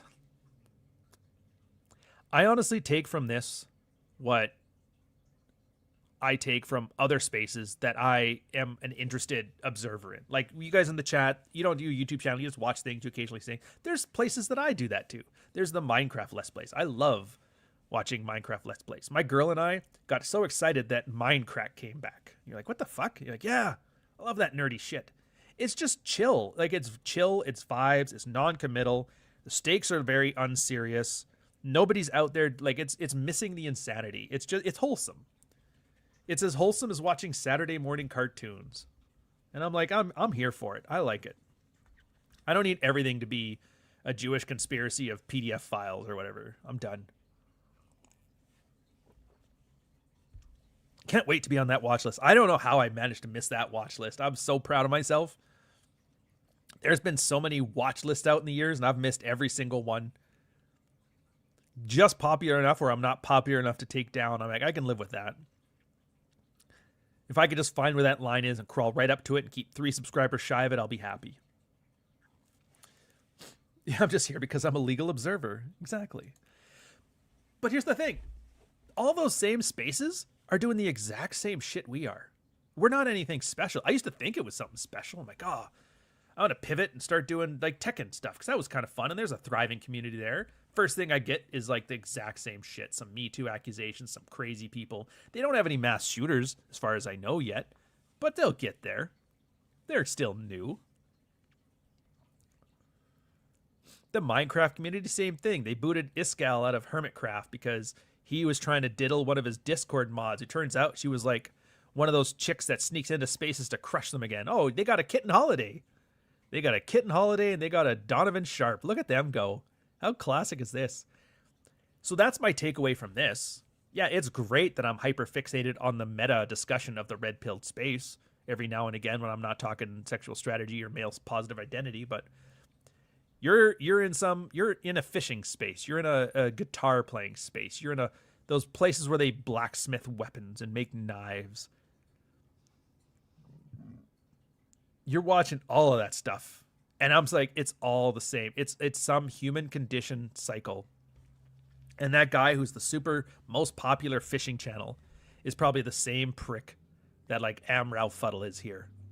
He's just not kicking chicks off his podcast. He's doing some fishing version of it. Ed Grimley Jr. represent. Jesus Christ. I think I'm the only other person in this chat who knows who the hell that is. I was going to say, oh, who was the... I was going to name drop somebody else. What the hell was his name?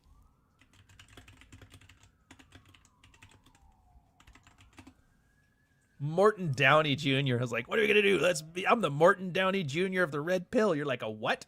A what of the who now? Trust me, it's hilarious. Go talk to your uncle. And here's the Fallout lore. Same thing. The Fallout guys. Oh, yeah. So, perfect example, actually. The Fallout lore. There is this guy, Up Is Not Down. Big YouTube channel. He's like front of the line on the Fallout lore stuff. He put out a video, which I was like, what the fuck is he doing? And everybody goes to sign on to him to see him do goofy sketches about Fallout, why it's shit or why it's better and whatever. And then he's sitting there in a 20-minute video talking about his wife's 10th miscarriage. And I was like, what the fuck are you doing, man? Like, why would you bring this into the Fallout lore channel? Oh, it was just cringe. And I was like, so many people are doing this because they assume you watch me for Fallout lore. Why wouldn't you want to watch me for talking about my wife's miscarriages? First off, how fame crazed are you where you need this bump? Secondly, if this is truly a traumatic thing for you, why are you treating the internet as your therapist? That's fucking stupid. Thirdly, did you ask your wife if she wanted you to say this? I'm hoping you did. And if so, what the fuck is her problem that she wants to lead with this? Do you really want to encourage more victim cudgeling? I don't think so. Oh, shit. I was going to get to that in a sec, but we'll do it early. Yeah. And here's the thing, though. Like I keep telling you guys, this is everywhere. This is not a rare situation. He was just one from a guy who had a couple million subscribers. My girl's on TikTok, and in the back, I can hear it constantly. People love to talk about. People love to have, like, personal trauma to parade it around for this performative grief. It's just fucking ridiculous. The Chibi guy, too? The Chibi Reviews guy lost his fiancée, and his whole friend group sided with her, also woke up in a hospital. We used to have shame. You know, something's like, this is fucking embarrassing. I don't want a soul to know about this unless they have to. And if anybody asks, it's like, shit happens. Nowadays, it's like, I'm so out of ideas on what to do for content, I should tell everybody about my personal... Here's some personally damaging information about me. Please don't bully me with it. You ever seen that meme? tweeted and documented the whole thing. Yeah, trophies for clout. I still get so much hate for that. I did a new one. There was some other chick who was doing that. They thought she was a mud shark, so she brought up her white babies, and I'm like, fuck trophies for clout. Reddit's that way, sir. It's like, well, you're the one parading around your children without their permission. Wasn't consent the big thing? Children can't consent. Well, maybe don't use them as props for your social media branding. I don't know. What do I know, though? I'm just the asshole on the internet, right? Yeah, but everybody's everywhere. Everybody's trying to diddle kids everywhere. Maybe isn't that a better reason not to parade around, hey, I live in this house and I have 3 children and I'm very negligent as a parent. Hope nothing bad happens. Like and subscribe. So that's my takeaway from this. And even though these are like extreme examples because they're like televised examples, they're live streamed examples, guaranteed in our personal lives, there's low-key versions of this too, right? Your bowling league, your D&D scene. The one guy wants to bring his girlfriend in there and his girlfriend gets kicked out and they have a fight over this. It's all the same stuff. And I always like learning through other people's failures. It's so much easier than learning through your own failures. So one day, you're going to be sitting there with your bowling league. Somebody's going to try to bring their girlfriend there, which you know somebody else slept with her when they were still dating, but nobody has said anything because you don't want to be rude. And then she starts causing drama because that's what she does. And then you start to see all the dynamics play out. And you see the guy that's just at the bowling league now to be the popular guy. And like all this stuff. You just remember what Uncle Ryan was telling you. Or Uncle Aaron Clary. About how all this shit happened in the Red Pill. And you think, yeah, I get that Bill from marketing probably isn't going to go on a 6-person murder spree. But I bet you anything it's going to be just like him and his cake and a crisis drama. And then what do you do about it? A lot of the times, the only thing you can do is decide to just check out. It's like, yeah, they're going to ruin the bowling league. I'm going to get out and start the second bowling league. Because that's what I did. Redman Group. That was the accompanying podcast at the 21 convention. We all sat there. We all got together. We all did our own things. And then we'd come together once a week, have like a Globetrotters all-star game. We kind of touch base. We kind of keep our content on track. And everybody gets to hear what everybody's doing. It's a great thing. Worked out well. And at one point, we had like a meeting, and it was like Rollo and Anthony and Carl and everybody was there. And Rollo was like, yeah, we're going to do our best to make sure, like, because you guys are all doing this for free. It's a lot of time. We're going to make sure you guys get paid from this. And they were, I don't know what the views were at the time. I think it was like 20 grand a video, which means like a couple $100. So it's not nothing, but it's not life-changing money. We're going to make sure you guys get paid. And like I said, I think at the time I just got my layoff at my last corporate job before I'm like, you know what? Fuck it. Let's do this full time. And that was the same thing they told me there. And I was kind of ready for it there too. But as soon as people start promising you good things, if you just stick it out, you're like, oh yeah. I made Red Morning the next day. That was the very first Red Morning. Like, yeah, that was that. That was when I got promised. I promise you guys, we'll make sure everything goes right for you. I'm like, yep, out. So that'll be for you too. As soon as you hear that from her, here's a little red pill moment. As soon as your wife says, hey, I'm going to promise to be better to you, just realize you're probably not. When your boss is like, hey, the layoffs are over, you guys are good, let's rebuild. You're like, all right, I better start looking now because I know I'm in the next round of layoffs, all that shit. As soon as people tell you something, you're like, oh, there's a reason they were thinking of it. You know we're not having sex tonight, right? Well, that just tells me you were thinking about having sex tonight. Hey, I want to make sure you guys get treated well because I don't want to see you get screwed over. It's like, well, he was thinking about screwing me over. That's the one thing I could say. Not Rollo, by the way, Anthony. Because he was the one who had the purse strings. So, yeah. There's your lesson from this. Learn from the mistakes that I've watched my peers make over the years. And I can articulate to you because I'm that junior league soccer coach. You know the one? The high school football coach needs 2 qualities. 1, to be a really good coach. And 2, to be stupid enough to want to coach Little League. That's me. Forward into the past. I like it. So that's it on this topic here. Let you know. Let you know what you can take from it. Let's switch to the self-promotion because it's so goddamn good. Dude, where was the... Oh, I put it down. Daniel Bell was talking about it. Let me see. Last night I checked. It was 85% complete. Holy sweet Jesus. $100 shy of the goal. If you guys haven't seen this, look. I've been talking about it a lot. I get that. There's a reason I do, though. It's because it's goddamn good. Pinning that message.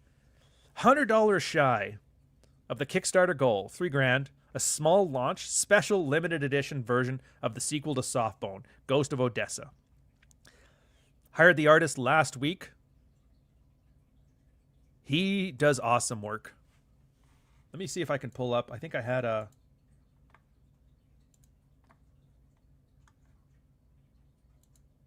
Yeah, let me pull him up here. I want to show you guys some of the things he's done. So this is like the...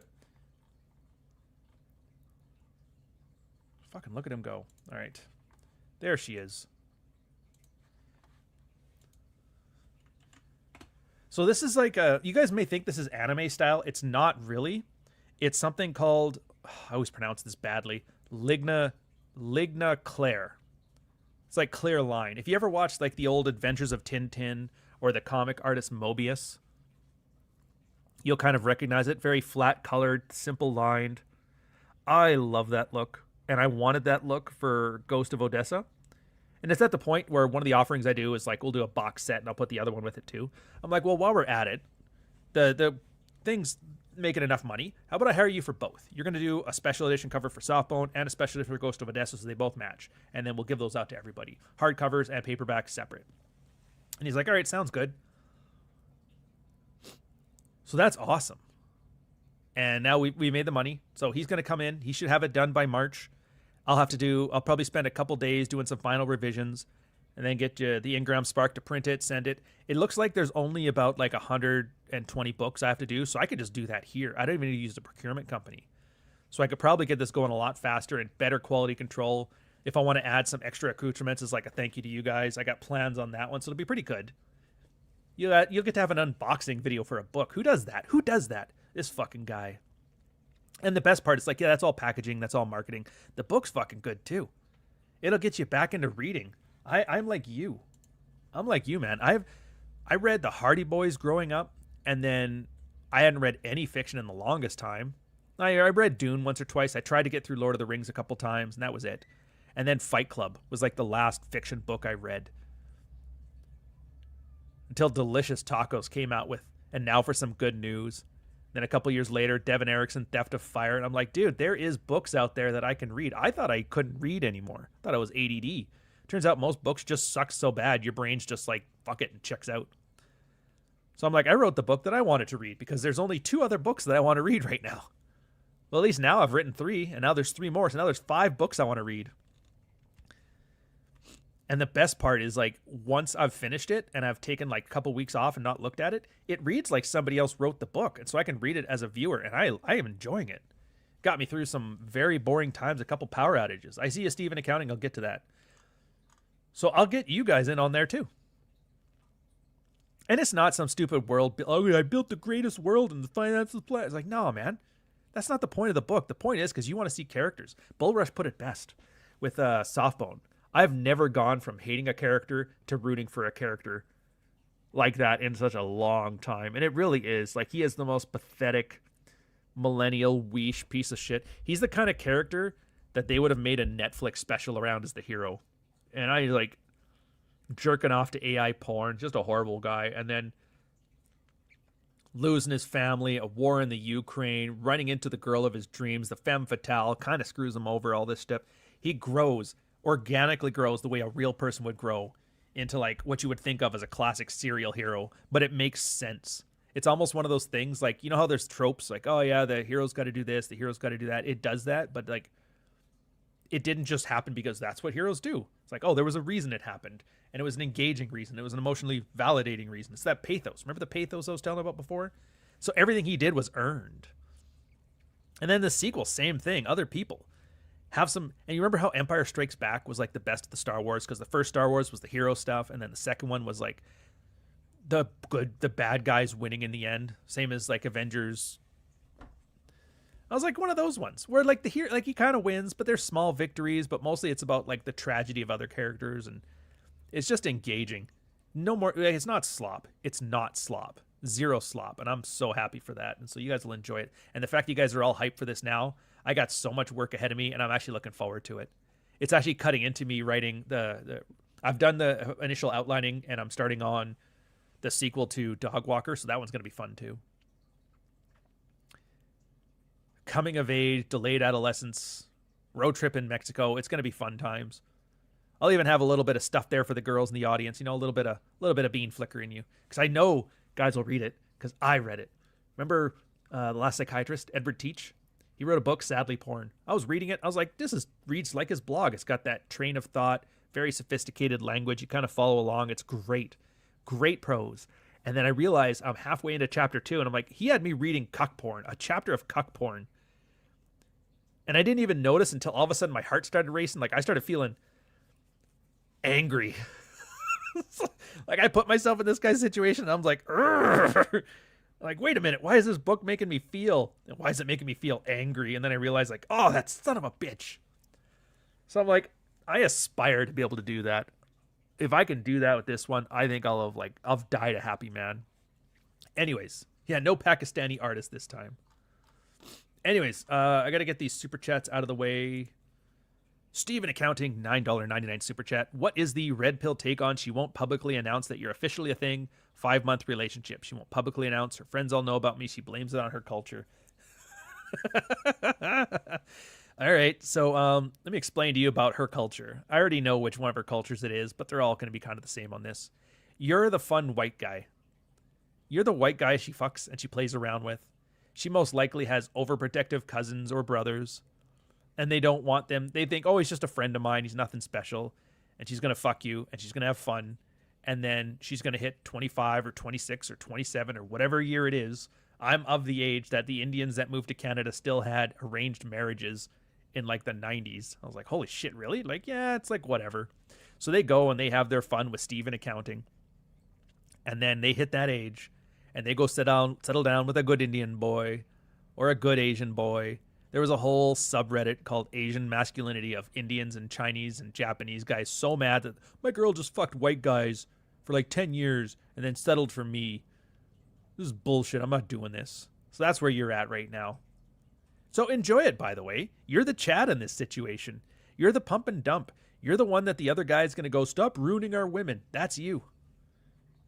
And you have, why is she announcing me as her, like, no, that's not the culture. You're the fun time toy. Middle Eastern, same thing. Same thing, man.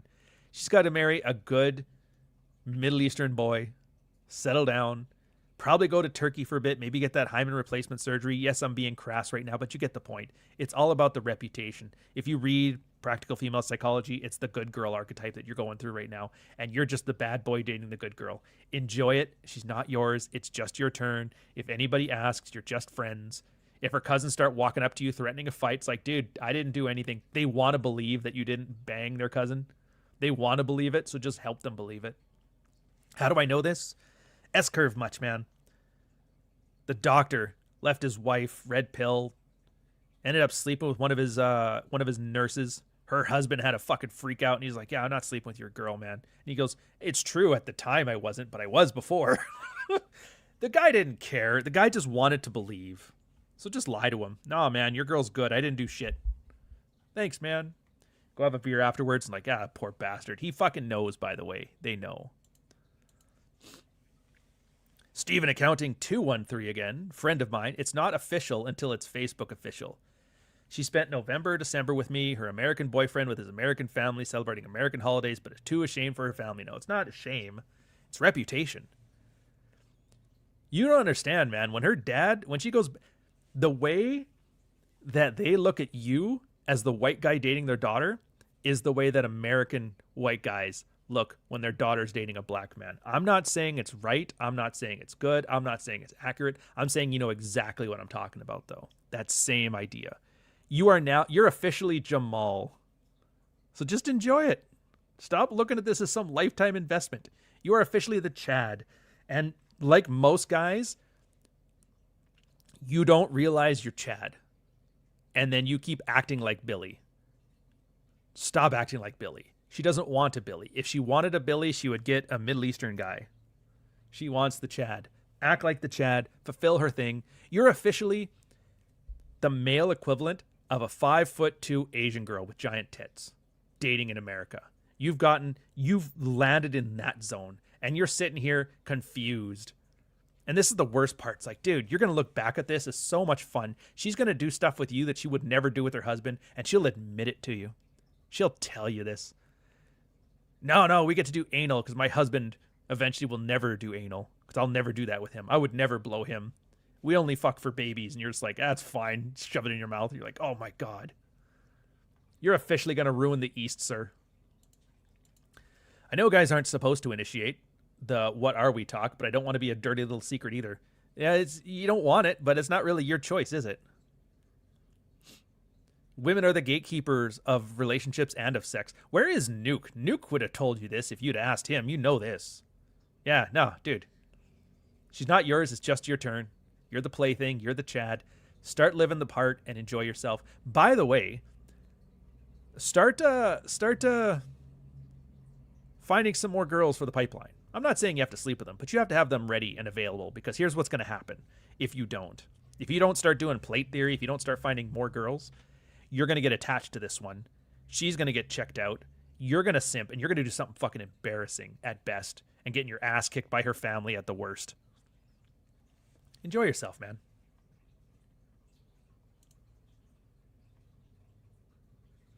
No offense, but as a guy who already has the hardcover of Softbone, I want to wait to order the hardcover from Amazon. Dude, I'm fine with that. Bish, it's cool. Like I said, I don't take offense if somebody doesn't want to buy a book, or if somebody doesn't want to get in the workshop, or if somebody doesn't want to watch the podcast. I even get to the point where if somebody's like, yeah, I'm a little short on cash right now, but I want to do that. I'm like, no, don't. I'm not going to give freebies because I've been burned for that in the past. Like, people just don't appreciate things they're given for free, but I don't want to be the guy guilting somebody into buying stuff. Dude, perfectly fine with that.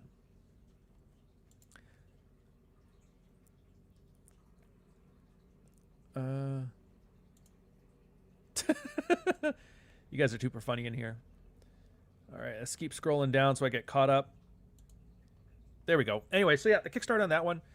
The artist is coming in. You're going to love his work. I just know it.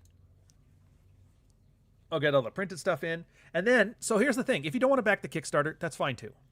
Because once this is all done and sent out, I don't know how long I should wait. But I mean, it's like a limited edition special artist for this stuff. And then I got the classic covers for the other thing. So I'll probably just, as soon as this project is done, the Kickstarter's done, I'll just start on getting the Amazon pipeline through. Like a movie. You want to go see it in the theaters, or you want to buy it on VHS afterwards? I'm fine with that. So that'll be the plan there. So if you don't want to, there'll be the classics that are coming out on Amazon afterwards. It'll be great. Praxeology Volume 4 or 5? 4? 4. Praxeology Volume 4, by the way, selling like gangbusters. I feel bad because of the Softbone releases, I have put like zero marketing into Dog Walker and into Praxeology 4. But both of those books are doing so good on their own, I don't even mind. Dog Walker is like outselling everything but Frame, which is heartwarming. And Praxeology Volume 4 is doing great right now. Again, I know you guys will enjoy it. The guys will love Prax 3. You'll definitely like Prax 4. The same idea of field reports and case studies as before, but from the perspective of guys who have been the Chad throughout their lives and just fallen on hard times. It's a novel angle. I think you guys will enjoy it. Oh, look at this. Finally got Softbone. It was a good read. I was impressed. You know what's funny? You're not the first one to say that. My editor said that too. When I'm like, I'm doing fiction now, he goes, okay. And I sent him. He's like, dude, well, for Dog Walker, he's like, I was not expecting this. It's like, I know. I hope that's a good thing. He goes, yeah, it's actually good. And we had a nice laugh because like all these guys with masters of creative writing, like master degrees in this, trying to write their books. And he's like, yeah, you don't. I guess the big issue for people liking or not liking it is don't be pretentious. The whole point of writing is not to tell people how smart you are or how good your world building is. It's not about you. It's about them, the audience. You should be writing stuff for them to do. And then you put little mysteries together, like how the characters evolve, how the plot carries forward, the themes, the symbols, and you leave it there and you make it a solvable set of mysteries. Like, oh, why is this character doing this? Well, I know why he's doing this. It's because of here. And you don't make it too complex, because as soon as you try to you have to make it easier than you think, not because people are stupid, but because the more complex you make something, the more of it is in your head and the less of it is on the page. So by making it simpler than you think it needs to be, you make sure everything that the person needs to solve these little mysteries and have like an active role in the reading, it's all there. And just trust they're smart enough to figure it out on their own. But yeah, like I said, I knew you would like it. I'm glad you like it, and I'm humbled for the compliment. Thank you very much, sir. For all of these ones. Because that's the whole point. If you're not watching somebody change into a better or tragic version of themselves, it's all just like theory crafting. It's all just world building nonsense. And again, I don't want to tell you about the world of Softbone. I just want the world to emerge as the characters grow and change and stuff. So I'm glad you liked it. And it's just so, I don't want to say it like, I don't know how else to word it, but it's like so easy. We have hundreds of red pill mental models, 7 iron laws of Tomasi. You can build an entire book just around the concept, and I've done it. Dogwalker is the concept of a promise keeper put into literary form. Guy promises his mom he's never going to be an asshole like his dad, and it ends up doing exactly what the red pill guys knows it does. It makes them into a worse, manipulative, evil person. And then he learns to grow out of that. A stripper is his Yoda, teaches him to be a better person. He learns that while sleeping with chicks the whole way through. Because bean flickers porn is ridiculous. So I'm like, no. Same thing as Softbone. Softbone is a guy getting zeroed out. Literally zeroed out. His family is killed. He's thrown into prison. His identity is erased. And he has to build himself all back up again through war. Comes back as a real person. Comes back as a better person with a better woman. It's like a classic red pill story. And then the second one, you can't red pill your friends. That's like 3 red pilled concepts. There's 97 more. There's more than enough to go around. Everybody could write one tomorrow. And there'll still be another 20 left for me to write more books on. So it's been good. Loses an eye. Dude, you know what? The eye thing, it's like a small detail, but I loved it. It's not spoilers, but it's kind of like some articulation as to why things are the way they were. So at one point, if you look at the cover, there's 2 characters. There's one's Jake Long and the other one is Buck. You never learn Buck's last name. And they both have eye patches. One over the left eye, one over the right eye. You're like, oh, it's just because eye patches look cool, right? Because they did them back in the 60s for movies because guys got back from World War II losing an eye. It's not because it looks cool. There's actually a reason for it. The character Jake, he is given the opportunity to like red pill himself after getting zeroed out, essentially. And I'm really simplifying it here. And he goes back. He's like, no, I refuse. I can save her. You know that one? The women in your life? Oh, that whore, she wants to be saved. I want to save her. And he tries to save her, and it gets him fucked. He gets thrown into prison. But because he missed his boat ride to the Ukraine, they can't afford to fix him after getting zeroed out. So he has to pay to get on the boat. And so they sell his ocular implant. They sell his eye. But because it's Ukrainian doctors, they fuck it up. So they can't put a new implant in there. It's all messed. So he has to wear an eye patch now, which is fucking annoying. And then the Buck character has an eye patch for the other eye, which is very weird. And there's some symbolism as to why, as the different types of tech, because he has like an Amazon shiny brand new 2026 version of an eye, and everybody else has these old Samsung first generation CRT eyes, and they're very old, and the old ones don't have a good frame rate, and the technology is very low, but they actually are more responsive because there's less ad slop thrown in the way and less AI and all that crap. Just slop, right? But then you find out the other guy lost his eye because of something Jake did to him from before. And he was very proud that he never had any implants. But because they both have the opposite eye, they actually share an implant, and it's kind of like a symbolism of like when they're bonding as people. So you'll see them having banter and bonding amongst each other, and then they both get one set of eyes to share amongst them. It's little things like that.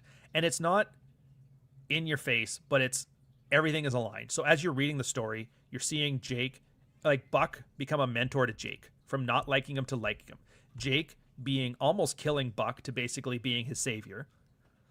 And it happens organically. And then, little things like when the eye implant thing happens, the fact that they're just mirror images of each other, you find out some backstory to Buck, and he was kind of like a Jake before Jake. So like, oh, there was other people that did this same thing, kind of like Neo. This is the 6th one. But the fact that every detail, every piece of symbolism, and every piece of the world aligns with the part of the character development that you're learning, it makes it a more interesting story, I find.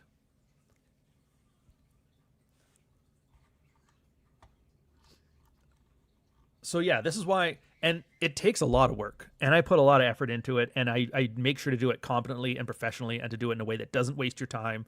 I do it in a way that doesn't make me sound pretentious. It's all about you guys getting enjoyment from it. I find if I'm reading it or the editor's reading it and we kind of glaze over pieces, or if you skip a paragraph and you're not lost, I'm like, well, that doesn't need to be there then. You get rid of it. Most people don't do that because then they're like, my book's too short. Well, it's like you should have had more shit happening. Alpha AK, $10 1 cent super chat. I see what you mean about shitty writing these days. I caught myself nitpicking every little thing, but then I thought about be like me at work for me, and then I stopped nitpicking as much.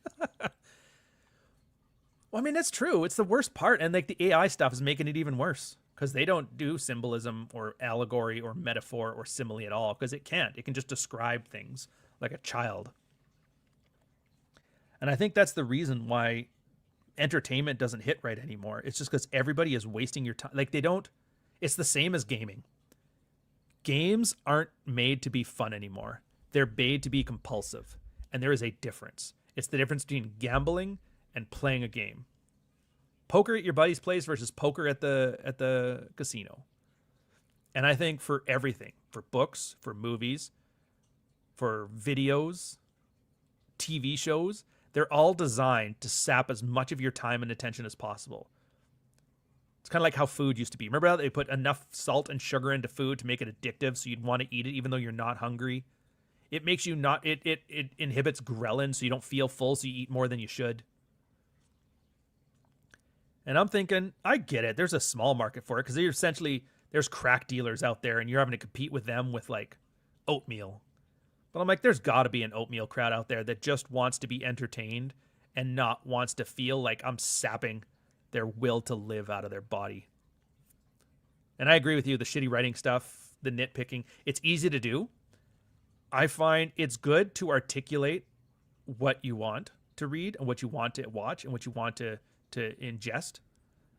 But once you know it, just use it as a litmus test. Once you realize, oh, dude, I'm just skipping pages. I'm just skipping through the chapters in the movie or whatever. And I see all these things that I'm complaining about. Then it's like, all right, so yeah, I know now not to watch this. It makes you better at discerning how to spend your leisure time. And look, I'm going to end on this note. The part that I love about all this is like, look, I get it.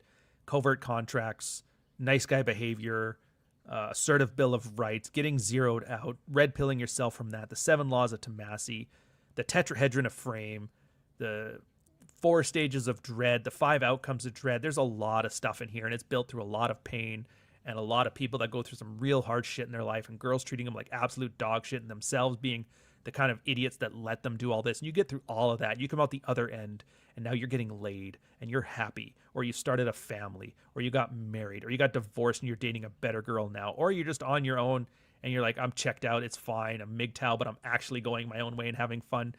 All of this stuff happens. It's like, do you really want a big, heavy thing after that? It's like, no, man, at this point, I just want to sit down and not have somebody waste my time and let me enjoy some leisure time that I work my fucking ass off for. A lot of you guys have spent 5, 10 years red pilling yourself, carving out a life you could be proud of, earning the money that allows you to get the things you want, moving to a different country, expatriating from your homeland. These are big deals. And then at the end, somebody's like, no, I want you to watch me dance like a clown while I sap your attention and every spare hour you have. It's just like, fuck you. Nah, man.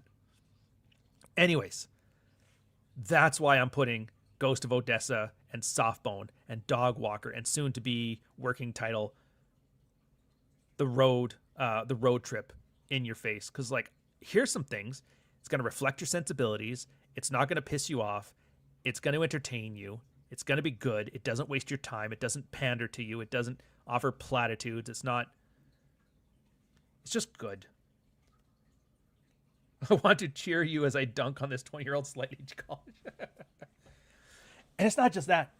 I'm still shitting on Nuke. Hey, where's that fucking anime manga? Where's that manga you promised, bro? You promised that last year. I ain't got no comic in my possession yet. Jack even wrote a book. And he doesn't even speak English. Just saying. Because, yeah, I'm not a big reader. Well, are you a manga reader? Well, kinda. Well, there we go. Nuke's got that too. Take one of the other 7 rules of Tomasi. You can take that. We'll split them up. It's like a divorce. You can have half and I'll have half. First draft is almost done. Fucking awesome. And there. And it's like this was my vision for what I wanted to do way back in the day when they're bitching about the monetization of the Manosphere. I'm like, how about this? How about for any stage in a guy's red pill journey, there is something there for him that will appeal to what he wants and give him what he needs, if he so chooses. You're getting zeroed out. Here's the sidebar series for you. Watch and read. Here's the sidebar books. Read them all. I don't have a lot of time to go through 6 months of this. I have an issue now. All right, well, here's Frame. Read everything you need to know about Frame. Read everything about Dread you need. You get through all this stuff. All right, I'm red-pilled and I'm happy and the family's this again. Like, well, here, enjoy some cyberpunk. Enjoy some literary romance. Give it to your girl. She'll like it. Dude, girls read Dog Walker. Girls like Dog Walker. Guys like Dog Walker. It's for all ages. It's all I ever wanted.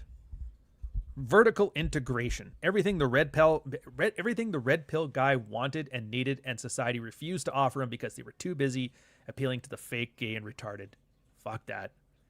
Anyways, Softbone out on Amazon. Dog Walker out on Amazon. Ghost of Odessa, it's going to be out. Special edition next month. And then shortly after that, Amazon. You have the first issue of Nuke's manga coming out soon. I don't know what the title is or what it's about. You got On Women by Jack Napier. Rollo just got his new book. You can get the whole box set. It's going to be awesome. Fucking get in on it, man. Is it going to be autobiographies? You never know. I mean, isn't that what everybody's first book is? Kind of like a mini auto fiction mixed with self-help one, which is fine. Kind of lets you know what everybody's in for. Anyways, enjoy yourselves, guys. Thanks for giving me 2 hours of your time. Rule 0 is coming up next. I'm on StreamYard now, so I don't have the link to the thing. So you're going to be on your own finding it. But I'll catch you on the next one.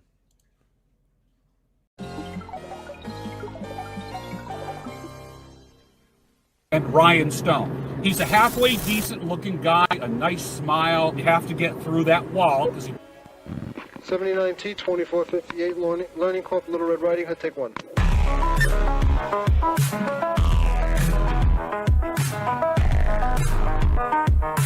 Somebody find out the fucking real names for me. 40 years of my life is in the wire that's gone. Does that make sense? You have to get through that wall. I only know what my heart feels. Where they say there are Indian people pooping on our beach. Socially retarded.